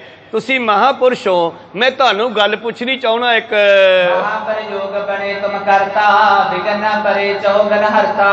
ਪਾਤਸ਼ਾਹ ਕਹਿੰਦੇ ਪੁੱਛੋ ਪੰਡਿਤ ਜੀ, ਖੁਸ਼ ਹੋ ਕੇ ਪੁੱਛੋ, ਗੱਲ ਹੀ ਕੋਈ ਨਹੀਂ, ਕੀ ਪੁੱਛਣਾ ਹੈ। ਕਹੇ ਤੁਸੀਂ ਕਿੱਡਾ ਵੱਡਾ ਕੰਮ ਆਰੰਭਿਆ, ਕਿੱਡਾ ਵੱਡਾ ਪ੍ਰਯੋਗ ਸ਼ੁਰੂ ਕੀਤਾ ਹੈ। ਆਪਾਂ ਚੰਡੀ ਪ੍ਰਗਟ ਕਰਨੀ ਹੈ ਜ਼ੁਲਮ ਨੂੰ ਖਤਮ ਕਰਨ ਵਾਸਤੇ। ਇਹੋ ਜਿਹੇ ਸਮੇਂ ਤਾਂ ਸਾਨੂੰ ਵਧੀਆ ਕੰਮ ਕਰਨਾ ਚਾਹੀਦਾ, ਦਾਨ ਪੁੰਨ ਕਰਨਾ ਚਾਹੀਦਾ, ਤਾਂ ਜਾ ਕੇ ਸਾਡਾ ਕਾਰਜ ਚੰਡੀ ਵਾਲਾ ਸਿੱਧ ਹੋ ਸਕਦਾ ਹੈ। ਮਹਾਰਾਜ ਤੁਸੀਂ ਤਾਂ ਹਿੰਸਾ ਕੀਤੀ ਹੈ, ਬਹੁਤ ਸਾਰੀ ਜੀਵ ਹੱਤਿਆ ਕੀਤੀ। ਅੱਜ ਸ਼ਿਕਾਰ ਖੇਡਣ ਚਲੇ ਗਏ ਤੁਸੀਂ, ਬਹੁਤ ਸਾਰੇ ਜਾਨਵਰਾਂ ਦਾ ਮਾਰਨਾ ਕੀਤਾ ਹੈ। ਇਹ ਕਰਮ ਤਾਂ ਹਿੰਸਕ ਹੈ। ਤੁਸੀਂ ਤਾਂ ਸਿਆਣਿਆਂ ਦੇ ਸਿਆਣੇ ਹੋ, ਗੱਲ ਸੁਣਨ ਵਾਲੀ ਆ। ਤੁਸੀਂ ਤਾਂ ਬਹੁਤ ਸਿਆਣੇ ਹੋ। ਮਹਾਰਾਜ ਤੁਸੀਂ ਦੱਸੋ ਵੀ ਕੀ ਇਹ ਚੰਗਾ ਕੰਮ ਹੈ? ਇੱਕ ਪਾਸੇ ਆਪਾਂ ਧਰਮ ਦਾ ਕੰਮ ਕਰਨ ਲੱਗੇ ਆ, ਚੰਡੀ ਪ੍ਰਗਟ ਕਰਨੀ ਹੈ, ਦੂਜੇ ਪਾਸੇ ਐਨੀ ਜੀਵ ਹੱਤਿਆ ਕਰਤੀ। ਤੇ ਸਾਰਿਆਂ ਦੇ ਵਿੱਚ ਪਰਮੇਸ਼ਰ ਦਾ ਵਾਸ ਹੈ ਮਹਾਰਾਜ, ਤੁਹਾਨੂੰ ਪਤਾ ਹੀ ਹੈ। ਜਿਹੜੇ ਤੁਸੀਂ ਪੰਛੀ ਮਿਰਗ ਆਦਿ ਮਾਰ ਕੇ ਲਿਆਂਦੇ ਐ, ਇਹ ਤਾਂ ਚੰਗਾ ਕੰਮ ਨਹੀਂ ਆ ਹਿੰਸਾ ਕਰਨੀ। ਮਹਾਰਾਜ ਮੇਰੀ ਵੀ ਇੱਛਾ ਕਿ ਪ੍ਰਯੋਗ ਆਪਾਂ ਆਰੰਭ ਕੀਤਾ ਤੇ ਚੰਡੀ ਪ੍ਰਗਟ ਹੋ ਜਾਵੇ, ਪਰ ਆਪਣੀਆਂ ਇਹਨਾਂ ਗਲਤੀਆਂ ਕਰਕੇ ਚੰਡੀ ਪ੍ਰਗਟ ਨਹੀਂ ਹੋਣੀ ਤੇ ਲੋਕਾਂ ਨੇ ਮਜ਼ਾਕ ਉਡਾਉਣਾ। ਕਹੋ ਸਤਨਾਮ। ਇਸ ਕਰਕੇ ਤੁਸੀਂ ਇਹ ਕੰਮ ਕਿਉਂ ਕੀਤਾ?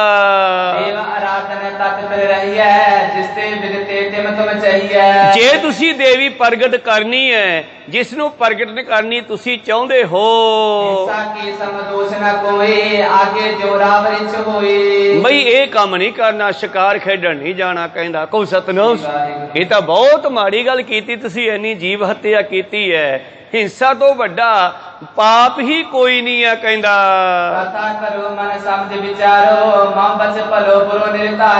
ਹੁਣ ਮੇਰੇ ਬਚਨ ਨੂੰ ਚੰਗਾ ਸਮਝੋ ਮਾੜਾ ਸਮਝੋ, ਇਹ ਤੁਹਾਡੀ ਮਰਜ਼ੀ ਹੈ, ਪਰ ਜੇ ਦੇਵੀ ਪ੍ਰਗਟ ਕਰਨੀ ਹੈ ਤੇ ਸ਼ਿਕਾਰ ਖੇਡਣਾ ਬੰਦ ਕਰਨਾ ਪਊ ਕਹਿੰਦਾ।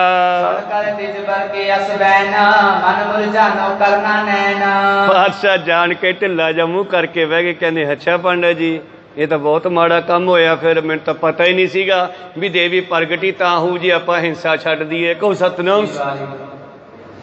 ਇੰਨਾ ਕਹਿ ਕੇ ਜਾਣ ਬੁੱਝ ਕੇ ਕੀ ਕਹਿੰਦੇ ਸਿੱਖਾਂ ਨੂੰ,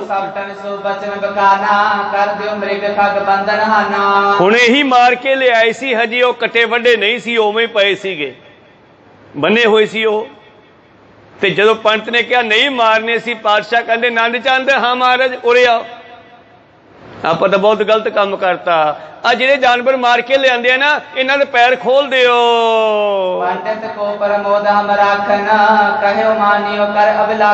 ਆਪਾਂ ਕੇਸ਼ਵ ਦਾਸ ਨੂੰ ਖੁਸ਼ ਰੱਖਣਾ ਕਿਉਂਕਿ ਇਹ ਤੋਂ ਚੰਡੀ ਪ੍ਰਗਟ ਕਰਾਉਣੀ ਹੈ। ਇਹ ਕਹਿੰਦਾ ਆਪਾਂ ਹਿੰਸਾ ਨਹੀਂ ਕਰਨੀ ਤੇ ਆਪਾਂ ਤਾਂ ਇਹਨੇ ਜੀਵ ਮਾਰੇ ਆ, ਜਾਓ ਸਾਰੇ ਜਾਨਵਰ ਖੋਲ ਦਿਓ। ਮਾਰੇ ਰੱਖਾ ਏਕੋ ਆਪ, ਮਾਨਸ ਕਹਿ ਕਿਛ ਨਾਹੀ ਹੱਥ। ਜਦੋਂ ਜਾ ਕੇ ਸਿੱਖਾਂ ਨੇ ਗੁਰੂ ਪਿਆਰਿਓ ਉਹਨਾਂ ਜਾਨਵਰਾਂ ਦੇ ਪੈਰ ਖੋਲ ਦਿੱਤੇ, ਜਾਂ ਜਿਵੇਂ ਵੀ ਉਹ ਬੰਨ੍ਹ ਕੇ ਰੱਖੇ ਸੀ ਉਹ ਖਲ ਦਿੱਤੇ, ਤੇ ਜਿਹੜੇ ਪੰਛੀ ਸੀ ਉਹ ਉੱਡ ਗਏ ਤੇ ਮਿਰਗ ਭੱਜ ਗਏ। ਸਾਰੇ ਹੈਰਾਨ ਹੋ ਗਏ ਤੇ ਪੰਡਤ ਕੇਸ਼ਵ ਦਾਸ ਵੀ ਹੈਰਾਨ ਹੋ ਗਿਆ। ਪੰਛੀ ਉੱਪਰ ਉੱਡ ਗਏ ਤੇ ਮਿਰਗ ਆਦਿ ਡਰਦੇ ਹੋਏ ਉੱਠ ਕੇ ਭੱਜ ਗਏ ਸਾਰੇ। ਕਹਿੰਦੇ ਜਿਵੇਂ ਰਾਹ ਮਿਲਿਆ, ਕੋਈ ਖੱਬੇ ਭੱਜ ਗਿਆ ਉੱਠ ਕੇ, ਕੋਈ ਸੱਜੇ ਭੱਜ ਗਿਆ, ਜਿੰਨੇ ਜਾਨਵਰ ਮਾਰ ਕੇ ਲਿਆਂਦੇ ਸਾਰੇ ਹੀ ਜਿਉਂਦੇ ਹੋ ਕੇ ਭੱਜ ਗਏ। ਕੇਸ਼ਵ ਦਾਸ ਤਾਂ ਹੈਰਾਨ ਹੋ ਗਿਆ, ਕਹਿੰਦੇ ਧੰਨੋ ਮਹਾਰਾਜ, ਤੁਹਾਡੀ ਤਾਂ ਪਹਿਲੇ ਬੜੀ ਤਾਕਤ ਹੈ, ਤੁਸੀਂ ਹੋਰ ਤਾਕਤ ਪ੍ਰਗਟ ਕਰਨ ਨੂੰ ਚਾਹੁੰਦੇ ਹੋ, ਤੁਸੀਂ ਤਾਂ ਸਭ ਕੁਝ ਕਰ ਸਕਦੇ ਹੋ, ਸਰਬ ਕਲਾ ਸਮਰੱਥ ਹੋ। ਇਹ ਤਾਂ ਮਾਰਨਾ ਤੇ ਜਿਉਂਦੇ ਕਰਨਾ ਤੁਹਾਡੇ ਹੱਥ ਵਿੱਚ ਹੈ ਮਹਾਰਾਜ।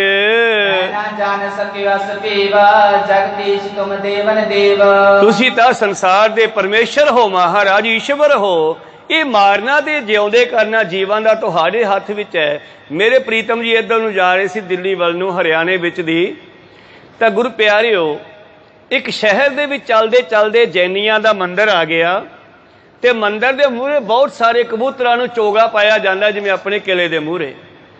ਤੇ ਹੁਣ ਉਹ ਚੋਗਾ ਰਸਤੇ ਵਿੱਚ ਵੀ ਦੁਨੀਆ ਪਾ ਜਾਂਦੀ ਹੈ ਤੇ ਕਬੂਤਰ ਸਾਰੇ ਰਸਤੇ 'ਚ ਆ ਕੇ ਚੋਗਣ ਲੱਗ ਜਾਂਦੇ ਆ ਤੇ ਪਾਤਸ਼ਾਹ ਫੌਜਾਂ ਸਮੇਤ ਟੱਪਣ ਲੱਗੇ ਉੱਥੋਂ ਦੀ। ਤਾਂ ਕਿਤੇ ਇੱਕ ਕਬੂਤਰ ਘੋੜੇ ਦੇ ਪੈਰ ਥੱਲੇ ਆ ਕੇ ਮਰ ਗਿਆ। ਕਹੋ ਸਤਨਾਮ ਸਿੰਘ। ਤੇ ਜਦੋਂ ਉੱਥੋਂ ਫੌਜ ਲੰਘੀ ਤੇ ਬਾਕੀ ਕਬੂਤਰ ਉੱਡ ਗਏ, ਉਹ ਮਰ ਗਿਆ। ਤੇ ਜੈਨੀਆਂ ਨੇ ਰੌਲਾ ਪਾਤਾ, ਹਾਹਾਕਾਰ ਮਚਾਤੀ, ਹਾਏ ਹਾਏ ਪਾਪ ਕਰਤਾ ਸਾਡੇ ਤੇ, ਜ਼ੁਲਮ ਕਰਤਾ ਸਾਡਾ, ਇੱਥੇ ਕਬੂਤਰ ਮਾਰਤਾ, ਇਹ ਪਾਪ ਕਿਵੇਂ ਲੱਥੂਗਾ ਹੁਣ। ਪਾਤਸ਼ਾਹ ਕਹਿੰਦੇ ਕਿਉਂ ਘਬਰਾਏ ਹੋ? ਮਹਾਰਾਜ ਸਾਡਾ ਕਬੂਤਰ ਮਾਰਤਾ ਤੁਹਾਡੇ ਸਿੱਖਾਂ ਨੇ, ਆ ਦੇਖੋ। ਪਾਤਸ਼ਾਹ ਕਹਿੰਦੇ ਰਿਆਗੀ ਮਰ ਗਿਆ, ਹੁਣ ਕੀ ਕਰ ਸਕਦੇ ਆ? ਕਹਿੰਦੇ ਨਾ ਜੀ, ਇਹ ਤਾਂ ਪਾਪ ਲੈਣਾ ਹੀ ਨਹੀਂਗਾ ਤੀਰਥਾਂ ਤੇ ਨਹਾ ਕੇ ਵੀ। ਕਹੋ ਸਤਨਾਮ। ਪਾਤਸ਼ਾਹ ਕਹਿੰਦੇ ਜੀ ਅਸੀਂ ਮਾਰਨੇ ਹੋਣ ਤਾਂ ਸਾਰੇ ਮਰ ਜਾਣ। ਇੰਨੀ ਗੱਲ ਕਹਿਣ ਦੀ ਦੇਰ ਸੀ ਤੇ ਸਾਰੇ ਦਾਲ ਕਰਕੇ ਡਿੱਗ ਪਏ ਤੇ ਧੌਣ ਲਮਕੀਆਂ, ਮਰ ਗਏ ਸਾਰੇ। ਉਹ ਹੋਰ ਰੌਲਾ ਪਾਉਣ ਲੱਗੇ, ਜੈਨੀ ਸਾਰੇ ਮਾਰਤੇ। ਕਹਿੰਦੇ ਨਹੀਂ, ਇਹ ਮਾਰਨ ਤੇ ਜਵਾਉਣ ਵਾਲਾ ਪਰਮੇਸ਼ਰ ਆਪ ਹੈ। ਜੇ ਸਾਡੇ ਮਾਰਿਆ ਮਰ ਜਾਣ ਤੇ ਅਸੀਂ ਤਾਂ ਕਹਿੰਦੇ ਸਾਰੇ ਉੱਡ ਜਾਣ। ਇੰਨਾ ਕਿਹਾ ਤੇ ਸਾਰੇ ਉੱਡ ਗਏ ਤੇ ਉਹ ਮਰਿਆ ਹੋਇਆ ਜਿਹੜਾ ਘੋੜੇ ਥੱਲੇ ਆਇਆ ਸੀ ਉਹ ਨਹੀਂ ਉੱਡਿਆ। ਕਹੋ ਸਤਨਾਮ। ਤਾਂ ਉਹਨਾਂ ਜੈਨੀਆਂ ਨੂੰ ਉੱਥੇ ਗਿਆਨ ਦੇ ਕੇ ਪਾਤਸ਼ਾਹ ਅੱਗੇ ਟੱਪ ਗਏ ਵੀ ਜਿਹਦੀ ਮੌਤ ਆ ਗਈ ਉਹਨੂੰ ਕੋਈ ਬਚਾ ਨਹੀਂ ਸਕਦਾਗਾ। ਇਹ ਠੀਕ ਹੈ ਕਿ ਬੰਦੇ ਨੂੰ ਇਹਤਿਆਤ ਰੱਖਣਾ ਚਾਹੀਦਾ। ਖੈਰ ਪੰਡਤ ਕੇਸ਼ਵ ਦਾਸ ਹੈਰਾਨ ਹੋ ਗਿਆ, ਕਹੇ ਤੁਸੀਂ ਤਾਂ ਪਰਮੇਸ਼ਰ ਹੋ ਮਹਾਰਾਜ।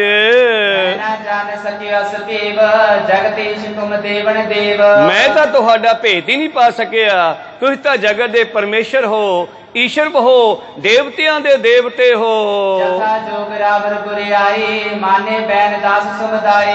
ਮਹਾਰਾਜ ਆਪ ਜੀ ਦੇ ਕੋਲ ਗੁਰਤਾ ਗੱਦੀ ਹੈ ਤੇ ਸਾਰੇ ਦਾਸ ਤੁਹਾਡਾ ਹੁਕਮ ਮੰਨਦੇ ਹਨ।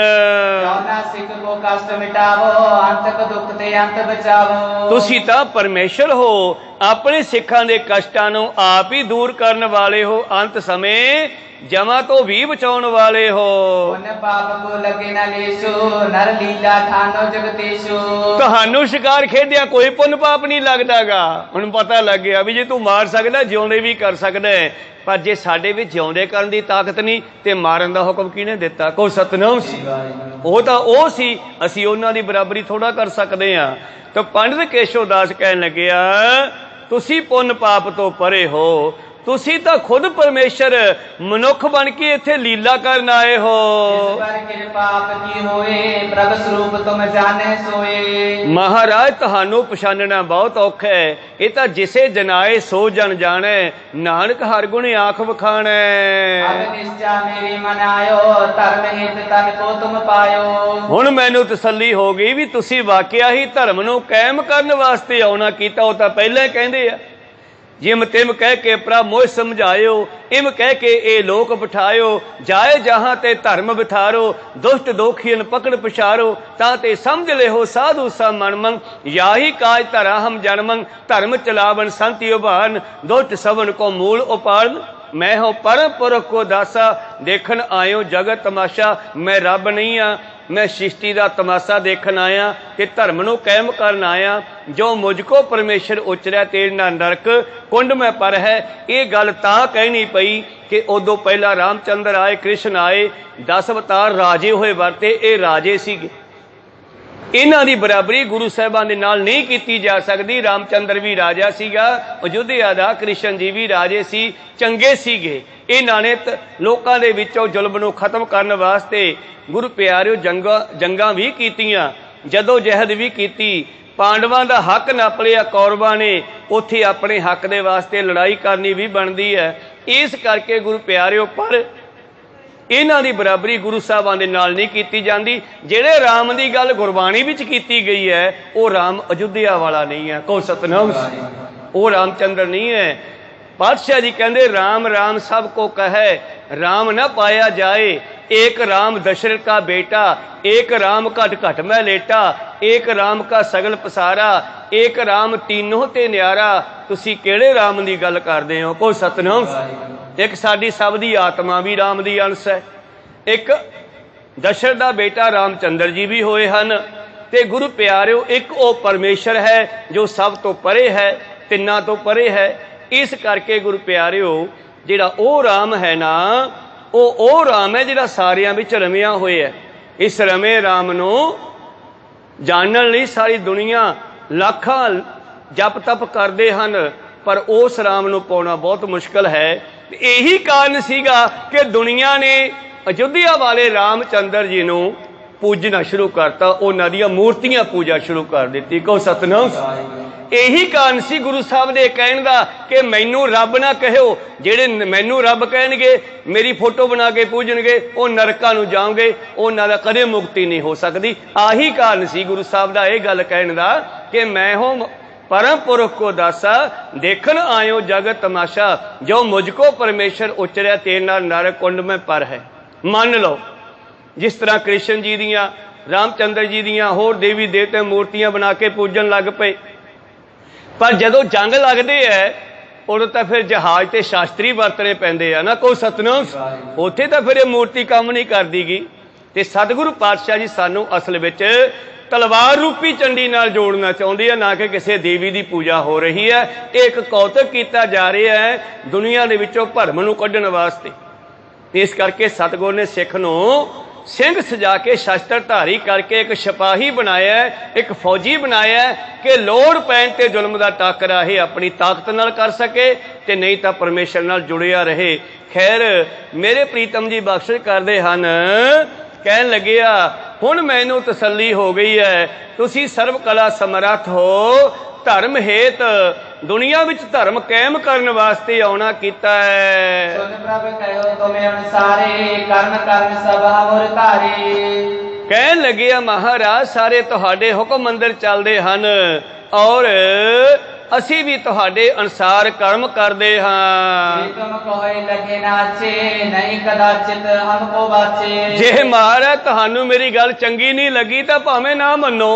पता लग गया ना भी जिहड़ा मारन वाला है उड़ाउण भी जानदा है, जिउंदे भी कर सकदा है। कहना जी मेरे बचन चंगे ना लगे तो भावें मोड़ दिओ।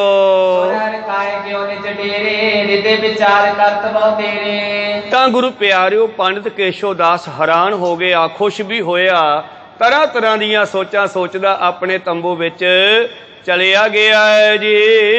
जग में तन पावन याद, इनते बने मोहे अहलाद। और हुण पंडित होर भी खुश है, कहंदे भी ये तां रब भी है ते इहदे कोलों मैनूं बहुत सारी माया भी प्राप्त होवेगी। जस पावो अबनासी, जित कित जग में गुरसिख रासी। दूसरा जद मैं इन्हां दा कारज कर रहा ते सिख मैनूं भी पूजणगे। केशव दास दे मन विच इह भी ख्याल आ गया कि जिथे जिथे सिख वसदे हन, जदों मैनू सोचणगे भी केशव दास गुरु साहब दा काम करके गया है तो सिख भी जिहड़े आ मैनू भी मन्नणगे।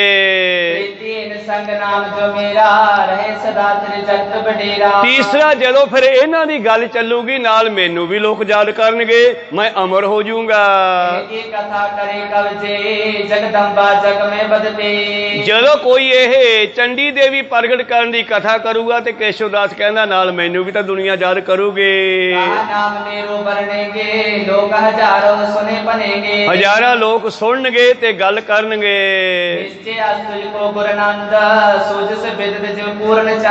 वाकया ही गुरु गोबिंद सिंह अकाल पुरख दा पुत्र है, जिस दी दुनिया विच पूर्णमासी दे चंद्रमा दी तरह सिफत फैल गई है।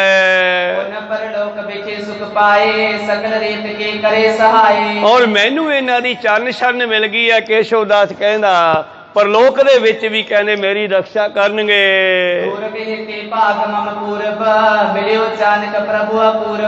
आ तो कहना मेरे वड्डे भाग हन कि अचानक मैनू रब ही मिल गया है।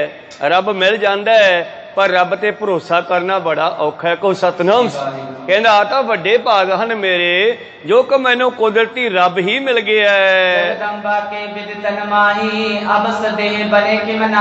कहना हुण मैनू कोई शंका नहीं है, इन्हां विच खुद विच ही ताकत है, ये चंडी नूं प्रगट कर लैणगे।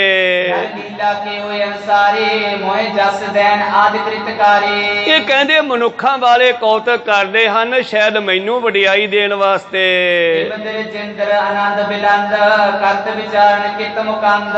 इस तरह पंडितां दा इंद्र, दिज इंद्र पंडितां दा इंद्र, इंद्र शब्द जिथे वरत्या जांदा वो वड्डे वास्ते वरत्या जांदा है। गुरु प्यारिओ जे दिज इंद्र कहा ते ब्राह्मणां दा वड्डा भाव केशव दास, जे गुरु प्यारो हाथियां दे विच गज इंद्र कहा जावे ते हाथियां दे विच ओह वड्डा हाथी ਜਿਹਦੇ ਇੱਕ ਵਿੱਚ 1000 ਹਾਥੀ ਦਾ ਬਲ ਹੁੰਦਾ ਹੈ। ਤੋ ਇੰਦਰ ਵੱਡੇ ਵਾਸਤੇ ਸ਼ਬਦ ਵਰਤਿਆ ਜਾਂਦਾ ਹੈ। ਤੋ ਇਉਂ ਪੰਡਤਾਂ ਦਾ ਇਹ ਵੱਡਾ ਮੁਖੀ ਜਿਹੜਾ ਹੈ ਕੇਸ਼ਵ ਦਾਸ ਬੜਾ ਖੁਸ਼ ਹੋ ਰਿਹਾ ਹੈ ਜੀ। ਈਸ਼ਾ ਪਈ ਕਰ ਖਾਨ ਪਾਰ ਰੂਪਾਨ ਸਪਤ ਜਥਾ ਸੁਖ ਕਿਰਪਾ ਨਿਧਾਨ। ਇਉਂ ਰਾਤ ਪੈ ਗਈ ਹੈ ਗੁਰੂ ਪਿਆਰਿਓ, ਪ੍ਰਸ਼ਾਦਾ ਪਾਣੀ ਛਕ ਕੇ ਸਾਰੇ ਆਰਾਮ ਕਰਦੇ ਹਨ। ਜਾਮ ਜਾਮਨੀ ਤੇ ਉੱਠ ਜਾਗੇ ਸੋਚ ਇਸ਼ਨਾਨ ਕਰਨ ਤਬ ਲਾਗੇ। ਦੂਜਾ ਦਿਨ ਚੜਿਆ ਪਹਿਰ ਰਾਤ ਰਹਿੰਦੀ ਉੱਠੇ ਜਲ ਪਾਣੀ ਛਕਿਆ ਤਿਆਰ ਹੋਏ ਜੀ। ਕਾਰਿਓ ਸੰਗ ਮਿਲਾਏ ਜੜ ਤਰੰਗ ਗਮਣੇ ਸੁਖਦਾਏ। ਔਰ ਪੰਡਤ ਨੂੰ ਸੱਦਿਆ ਹੈ ਵੀ ਚੱਲੀਏ ਹਵਨ ਕਰੀਏ। ਦੂਜਾ ਦਿਨ ਚੜ ਗਿਆ ਨਾ, ਚੱਲ ਬਈ ਹਵਨ ਕਰੀਏ। ਚੱਲ ਪਏ। ਕੇਸ਼ਵ ਦਾਸ ਰੂੜ ਚਬਾਨ ਨੈਣਾ ਦੇਵੀ ਕੀਨ ਪਿਆਨ। ਕੇਸ਼ਵ ਦਾਸ ਪਾਲਕੀ 'ਚ ਬਹਿ ਗਏ ਆ, 4 ਬੰਦੇ ਉਹਨੂੰ ਚੱਕ ਕੇ ਲੈ ਗਏ ਹਨ ਉਸ ਨੈਣਾ ਦੇਵੀ ਦੇ ਟਿੱਲੇ ਤੇ। ਸਮਾਜ ਹਵਨ ਕੋ ਸਾਰਾ ਰਾਖਿਓ ਦਾਸਨ ਬਹੁ ਕਰ ਤਿਆਰਾ। ਸੇਵਕਾਂ ਨੇ ਪਹਿਲਾਂ ਹੀ ਟੋਕਰੇ ਭਰ ਕੇ ਰੱਖੇ ਐ ਸਮੱਗਰੀ ਦੇ। ਉਤਲਾਤ ਪਹੁੰਚੇ ਗੋਸਾਏ ਦਿਵਸ ਚੜੇ ਲਗ ਫਿਰੇ ਸਥਾਏ। ਬੜੀ ਤੇਜ਼ੀ ਨਾਲ ਪਾਤਸ਼ਾਹ ਵੀ ਘੋੜੇ ਤੇ ਬੈਠ ਕੇ ਪਹੁੰਚ ਗਏ। ਦਿਨ ਚੜ੍ਹਦੇ ਤੱਕ ਸਵਾ ਪਹਿਰ ਹੋਮ ਕਰਦੇ ਰਹੇ। ਸਵਾ ਪਹਿਰ ਕੋ ਹਮਨ ਕਰਾਨਾ ਨੇਮ ਸਹਿਤ ਸੋ ਮੰਤਰ ਪਠਾਨਾ। ਇਉਂ ਨੇਮ ਦੇ ਨਾਲ ਪੰਡਤ ਕੇਸ਼ਵ ਦਾਸ ਨੇ ਹੁਣ ਨੇਮ ਬਣਾ ਲਿਆ ਸਵਾ ਪਹਿਰ ਦਾ, ਔਰ ਮੰਤਰ ਪੜਦਾ ਹੈ ਤੇ ਪਾਤਸ਼ਾਹ ਕੋਲ ਬੈਠਦੇ ਐ। ਚੌਦਿਸ ਹਮਨ ਕੁੰਡ ਕੇ ਆਸਨ ਇੱਕ ਬਿਨਾ ਜਨ ਦੂਜੀ ਆਸਨਾ। ਔਰ ਇਸ ਤਰ੍ਹਾਂ ਹਵਨ ਕੁੰਡ ਦੇ ਕੋਲ ਬ੍ਰਾਹਮਣ ਸਮੇਤ ਸਤਿਗੁਰੂ ਪਾਤਸ਼ਾਹ ਜੀ ਦਾ ਇੱਕੋ ਮਕਸਦ ਹੈ, ਪੰਥ ਨੂੰ ਕਿਵੇਂ ਸਾਜਾਂ, ਦੁਨੀਆ ਦੇ ਭਰਮ ਭੁਲੇਖੇ ਕੱਢ ਕੇ ਮੈਂ ਇਹਨਾਂ ਸਿੱਖਾਂ ਦੇ ਵਿੱਚ ਉਹ ਜਾਗਰਤੀ ਕਿਵੇਂ ਲੈ ਕੇ ਆਵਾਂ। ਹੋਰ ਕੋਈ ਮਕਸਦ ਨਹੀਂ ਹੈ ਪਾਤਸ਼ਾਹ ਦਾ। ਬੈਠੇ ਦਿਜ ਸਮੇਤ ਵਿਦ ਸੰਗ ਸੁਚ ਹੈ ਕਰ ਜਲ ਤੇ ਸਰਬੰਗ। ਜਾ ਕੇ ਬਹਿ ਗਏ ਹਵਨ ਕੁੰਡ ਦੇ ਸਾਈਡ ਤੇ ਆਪੋ ਆਪਣੀਆਂ ਸੀਟਾਂ ਤੇ ਚੌਂਕੜੇ ਮਾਰ ਕੇ। ਧਿਆਨ ਭਗਵਤੀ ਕੋ ਤਬ ਠਾਨਾ ਦੋਹਨ ਬਦਨ ਤੇ ਮੰਤਰ ਬਖਾਨਾ। ਇਉਂ ਮੰਤਰ ਪੜ੍ਹਨੇ ਸ਼ੁਰੂ ਕੀਤੇ। ਪਾਵਕ ਵਿਖੇ ਉਤ ਕਰ ਪਾਵਨ ਕੀਨ ਹੁਤਾਸਨ ਲਾਟ ਉਠਾਵਨ। ਔਰ ਜਦੋਂ ਸਵਾਹਾ ਕਹਿੰਦੇ ਆ ਤੇ ਚਾਕੇ ਵਿੱਚ ਸਮੱਗਰੀ ਦਾ ਬੁੱਕ ਪਾਉਂਦੇ ਆ ਜਾਂ ਘਿਓ ਪਾ ਦਿੰਦੇ ਹਨ। ਬਹਿਰ ਕੁੰਡ ਤੇ ਚਲੂ ਨਾ ਪਰੈ ਬਿਦ ਸੋ ਗੁਰੂ ਪਾਈ ਵੋ ਕਰੈ। ਔਰ ਕੁੰਡ ਤੋਂ ਬਾਹਰ ਕੁਛ ਨਾ ਡਿੱਗਣ ਦੇਣਾ, ਸਭ ਕੁਝ ਵਿੱਚੇ ਹੀ ਜਾਂਦਾ ਹੈ। ਆਵਣ ਸੋ ਲੱਛਣ ਹੋਵਤ ਜਿਉਂ ਜਿਉਂ ਬ੍ਰਿਪ ਆਨੰਦ ਧਰਤ ਹੈ ਤਿਉਂ ਤਿਉਂ। ਇਉਂ ਜਿਵੇਂ ਜਿਵੇਂ ਹੋਮ ਜਿਹੜਾ ਹੈ ਹੁੰਦਾ ਜਾ ਰਿਹਾ ਹੈ ਤੇ ਪੰਡਤ ਵੀ ਖੁਸ਼ ਹੁੰਦਾ ਜਾ ਰਿਹਾ ਹੈ। ਪੜਨ ਮੰਤਰ ਕੋ ਨੇਮ ਜਤੇਕ ਵਿਦ ਸੋ ਮਤ ਪਠਿਓ ਤਤੇਕ। ਇਸ ਨੇ ਸਾਰੀਆਂ ਆਪਣੀਆਂ ਵਿਧੀਆਂ ਜੁਗਤੀਆਂ ਵਰਤ ਲਈਆਂ, ਸਾਰੇ ਮੰਤਰ ਪੜ ਰਿਹਾ ਹੈ। ਬਸ ਜਦੋਂ ਸਵਾਹਾ ਕਹਿੰਦਾ ਪਾਤਸ਼ਾਹ ਦਾ ਕੰਮ ਹੈ ਚੱਕ ਕੇ ਸਮੱਗਰੀ ਪਾ ਦੇਣੀ। ਬਾਹਰ ਉਠੇ ਪਰਬ ਪੁਰ ਕੋ ਆਏ ਮੰਗਲ ਬਹੁਤ ਹੋਤ ਸਮੁਦਾਏ। ਅੱਜ ਫੇਰ ਸਵਾ ਪਹਿਰ ਕਰਕੇ ਹਵਨ ਵਾਪਸ ਥੱਲੇ ਆ ਗਏ ਜੀ। ਅਲਪ ਹਾਰ ਕਰੇ ਪ੍ਰਭ ਤਬੈ ਅਲਪ ਬੋਲ ਬੋ ਸੁਨ ਬਬ ਸਬੈ। ਸਤਿਗੁਰੂ ਥੋੜਾ ਖਾਂਦੇ ਆ, ਥੋੜਾ ਬੋਲਦੇ ਆ, ਥੋੜੀ ਗੱਲ ਕਰਦੇ ਆ। ਇੰਦਰਾ ਅਲਪ ਸੋ ਜਾਗਤ ਰਹੈ ਦੇਵੀ ਬਿਦ ਤਨ ਕੋ ਚਿਤ ਚਹੈ। ਔਰ ਬਹੁਤ ਘੱਟ ਸੌਂਦੇ ਆ, ਇੱਕੋ ਖਿਆਲ ਹੈ ਜਾਂ ਤਾਂ ਚੰਡੀ ਪ੍ਰਗਟ ਹੋ ਜੇ ਤੇ ਜਾਂ ਫਿਰ ਭਰਮ ਨਿਕਲ ਜੇ ਔਰ ਮੈਂ ਉਸ ਪੰਥ ਨੂੰ ਪ੍ਰਗਟ ਕਰਾਂ ਜਿਹੜਾ ਸਦਾ ਸਦਾ ਲਈ ਜ਼ੁਲਮ ਦਾ ਖਾਤਮਾ ਕਰਦਾ ਰਹੇ। ਕਰਤੇ ਹਮਨ ਬੇਦਾਨ ਕੋ ਬੀਤ ਕੇ ਪੰਚ ਬਾਸ। ਇਸ ਤਰ੍ਹਾਂ ਮਨ ਪਰੇ ਪਾਵਕ ਪੇ ਪ੍ਰਕਾਸ਼। 5 ਮਹੀਨੇ ਇਹ ਸਿਸਟਮ ਚੱਲਿਆ ਗੁਰੂ ਪਿਆਰਿਓ, ਤੇ ਟੋਟਲ 11 ਮਹੀਨੇ ਪਾਤਸ਼ਾਹ ਕਾਂਡ 'ਚ ਰਹੇ ਨੇ।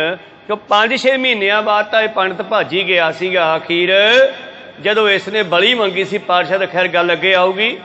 5 ਮਹੀਨੇ ਲਗਾਤਾਰ ਇਹ ਹਵਨ ਚੱਲਦਾ ਰਿਹਾ ਤੇ ਹਜ਼ਾਰਾਂ ਮਣ ਸਮਾਨ ਜਿਹੜਾ ਖਾਣ ਪੀਣ ਵਾਲਾ ਮੇਵਾ ਪਿਸਤੇ ਆਦਿ ਸਭ ਕੁਝ ਸਵਾਹ ਕਰ ਦਿੱਤਾ, ਸਵਾਹਾ ਕਹਿ ਕੇ। ਪਾਸਾ ਸੂਜ ਸੁਕਲ ਪਾਇਓ ਨੌਮੀ ਦਿਵਸ ਆਨੰਦ ਪਾਇਓ। ਅੱਸੂ ਦਾ ਮਹੀਨਾ ਆ ਗਿਆ, ਨੌਮੀ ਦਾ ਦਿਨ ਸੀ ਉਸ ਦਿਨ 5 ਮਹੀਨਿਆਂ ਬਾਅਦ। ਸਰਬ ਠੌਰ ਤੇ ਪੂਜ ਬਡੇਰੇ ਹਮਣ ਸੋ ਮੰਤਰ ਕੀਨ ਬਹੁ ਬੇਰੀ। ਇਸ ਤਰ੍ਹਾਂ ਗੁਰੂ ਪਿਆਰਿਓ ਇਹਨਾਂ ਦਿਨਾਂ ਵਿੱਚ ਦੇਵੀ ਦੀ ਬੜੀ ਪੂਜਾ ਮੰਦਿਰਾਂ ਵਿੱਚ ਕੀਤੀ ਜਾਂਦੀ ਹੈ। ਅੱਸੂ ਦੀ ਨੌਮੀ ਤੇ ਪੰਜ ਪਹਿਰ ਕੋਨੋ ਦਿਨ ਹੋਵਾ ਨਿਸਮੇ ਦੇਵੀ ਦਰਸ਼ਨ ਜੋਵਾ। ਔਰ ਕਹਿੰਦੇ ਹੈ ਵੀ ਇਹ ਦਿਨ ਬੜੇ ਚੰਗੇ ਹਨ, ਇਹਨਾਂ ਦਿਨਾਂ 'ਚ ਦੇਵੀ ਦਰਸ਼ਨ ਦਿੰਦੀ ਹੈ। ਹਿੰਦੂ ਮਤ ਵਾਲੇ ਆਪਣੇ ਘਰੋਂ ਘਰੀ ਵੀ ਵਰਤ ਰੱਖਦੇ ਆ, ਆਪਣੀ ਮੰਤਰ ਪੜ੍ਹਦੇ ਹਨ। ਔਰ ਗੁਰੂ ਪਿਆਰਿਓ ਕਈ ਲੋਕ ਨਾ ਖੋਪਾ ਛਿੱਲ ਕਰਕੇ ਉਹਨੂੰ ਰੱਖ ਦਿੰਦੇ ਆ ਲਿਆ ਕੇ, ਤੇ ਜੇ ਉਹ ਤੜਕ ਜਾਵੇ ਤੇ ਕਹਿੰਦੇ ਆ ਦੇਵੀ ਨੇ ਭੋਗ ਲਾ ਲਿਆ। ਕੋ ਸਤਨਾਮ ਸ੍ਰੀ। ਤੋ ਇਸ ਤਰ੍ਹਾਂ ਖੈਰ ਇਹਨਾਂ ਦਿਨਾਂ ਦੇ ਵਿੱਚ ਲੋਕ ਦੇਵੀ ਦੀ ਬੜੀ ਪੂਜਾ ਕਰਦੇ ਹਨ।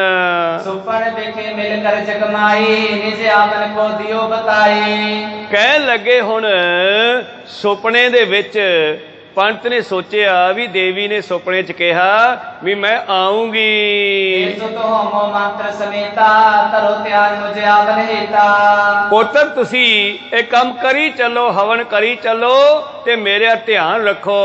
ਸਮੋ ਹੋਏ ਦਰਸ਼ਨ ਕੋ ਜਬੈ, ਇੱਕ ਵਾਰ ਆਵੋ ਚਲ ਤਬੈ। ਮੈਂ ਇੱਕ ਵਾਰੀ ਜ਼ਰੂਰ ਆ ਕੇ ਦਰਸ਼ਨ ਦੇਵਾਂਗੀ। ਸਫਲ ਮਨੋਰਥ ਕਰੋ ਤੁਹਾਰਾ, ਦੇਵੋ ਬਰਜ ਮਿਰਦੇ ਮਜਾਰਾ। ਜਿਵੇਂ ਤੁਹਾਡੀ ਇੱਛਾ ਵਰ ਵੀ ਦੇਵਾਂਗੀ ਔਰ ਸਫਲ ਮਨੋਰਥ ਕਰੂੰਗੀ। ਸ਼ਹਿ ਦੇ ਪੰਡਤ ਕੇਸ਼ਵ ਦਾਸ ਨੂੰ ਸੁਪਨੇ ਆਏ ਨ। ਸੁਪਤੇ ਸਵਾ ਜਾਮ ਕੇ ਜਾਮੋ, ਉਠੇ ਸੁਆਪਨ ਜਾਣਿਓ ਬ੍ਰਾਹਮੋ। ਇਸ ਤਰ੍ਹਾਂ ਗੁਰੂ ਪਿਆਰਿਓ ਸਵਾ ਪਹਿਰ ਰਾਤ ਰਹਿੰਦੀ, ਫੇਰ ਸਤਿਗੁਰੂ ਉੱਠੇ, ਇਸ਼ਨਾਨ ਆਦਿ ਕੀਤਾ, ਦੁਬਾਰਾ ਫੇਰ ਉੱਥੇ ਆਉਂਦੇ ਹਨ ਜਿੱਥੇ ਇਹਨਾਂ ਨੇ ਹਵਨ ਕਰਨਾ ਹੈ। ਇਸ਼ਨਾਨ ਆਦਿ ਕਰਕੇ ਆਨੰਦ ਨਾਲ ਸ਼ਸਤਰ ਵਸਤਰ ਧਾਰਨ ਕਰਕੇ ਬਹਿ ਗਏ ਕੁੰਡ ਕੋਲ ਆ ਕੇ। ਪੰਡਿਤ ਕੇਸ਼ਵ ਦਾਸ ਨੇ ਫਿਰ ਸੁਪਨੇ ਵਾਲੀ ਗੱਲ ਗੁਰੂ ਸਾਹਿਬ ਨੂੰ ਦੱਸੀ ਕਿ ਅੱਜ ਮੈਨੂੰ ਸੁਪਨਾ ਆਇਆ ਸੀਗਾ, ਦੇਵੀ ਕਹਿੰਦੀ ਸੀ ਮੈਂ ਆਉਂਗੀ ਜ਼ਰੂਰ, ਤੁਸੀਂ ਬੈਠੋ। ਗੁਰੂ ਪਿਆਰਿਓ ਇਹ ਸਾਰੇ ਹੀ ਕਰਮਕਾਂਡ ਬਣਾਏ ਹੋਏ ਸੀਗੇ। ਇਹ ਭਾਰਤ ਵਰਸ਼ ਦੇ ਭੋਲੇ ਭਾਲੇ ਲੋਕਾਂ ਨੂੰ, ਆਰੀਅਨ ਲੋਕਾਂ ਨੇ ਜਿਹੜੇ ਇੱਥੇ ਬ੍ਰਾਹਮਣ ਬਣ ਕੇ ਆਏ। ਸਾਡੇ ਇਸ ਭਾਰਤ ਦੇ ਲੋਕ ਕਾਲੇ ਹੁੰਦੇ ਸੀ, ਆਦੀਵਾਸੀ ਹੁੰਦੇ ਸੀ, ਜੰਗਲਾਂ 'ਚ ਰਹਿੰਦੇ ਸੀ ਵਿਚਾਰੇ, ਉਹ ਗੋਰੇ ਸੀ ਆਰੀਅਨ ਲੋਕ।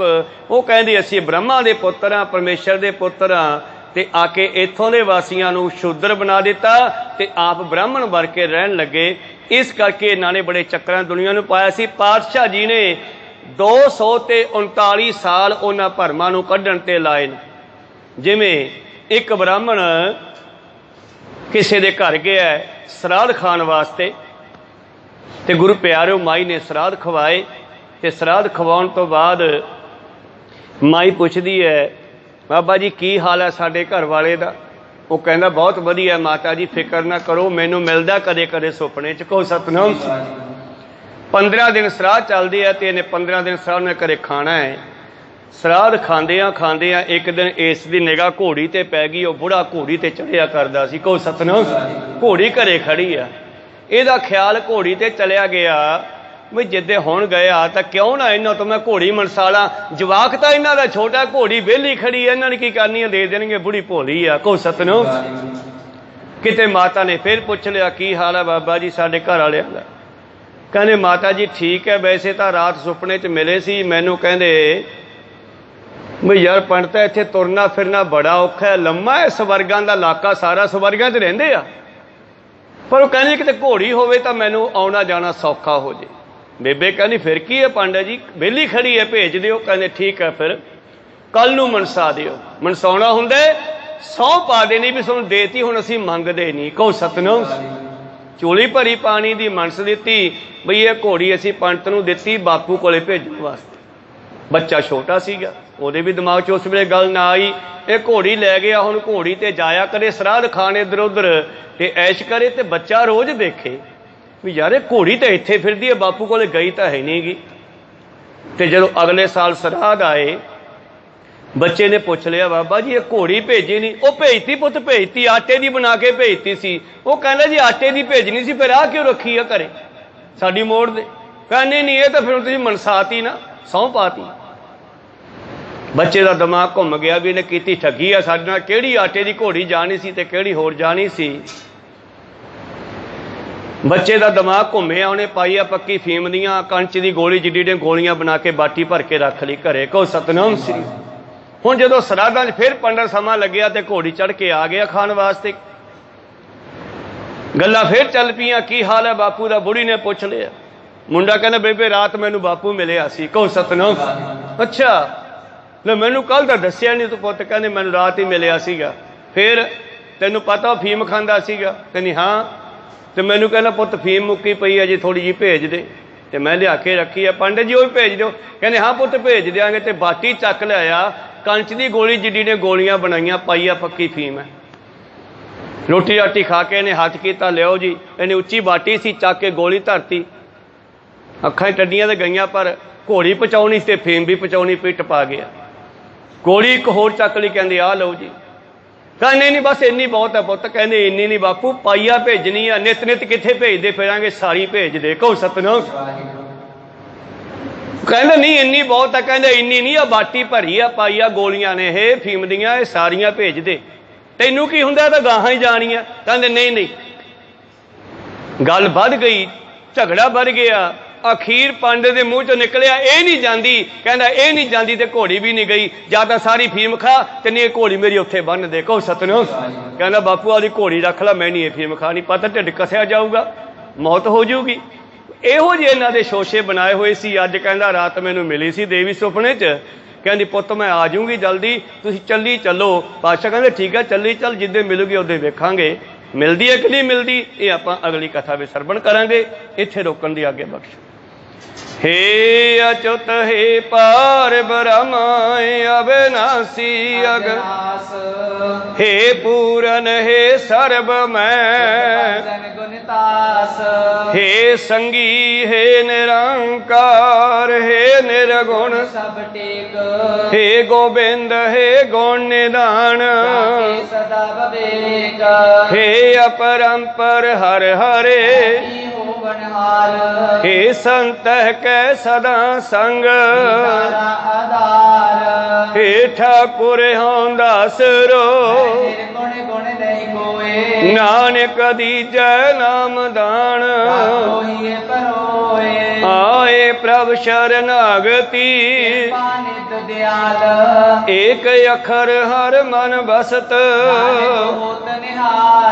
एक ओंकार सतगुरु, सच हुए वाहिगुरु जी की फतेह है, वाहिगुरु जी की फतेह है, वाहिगुरु जी का खालसा।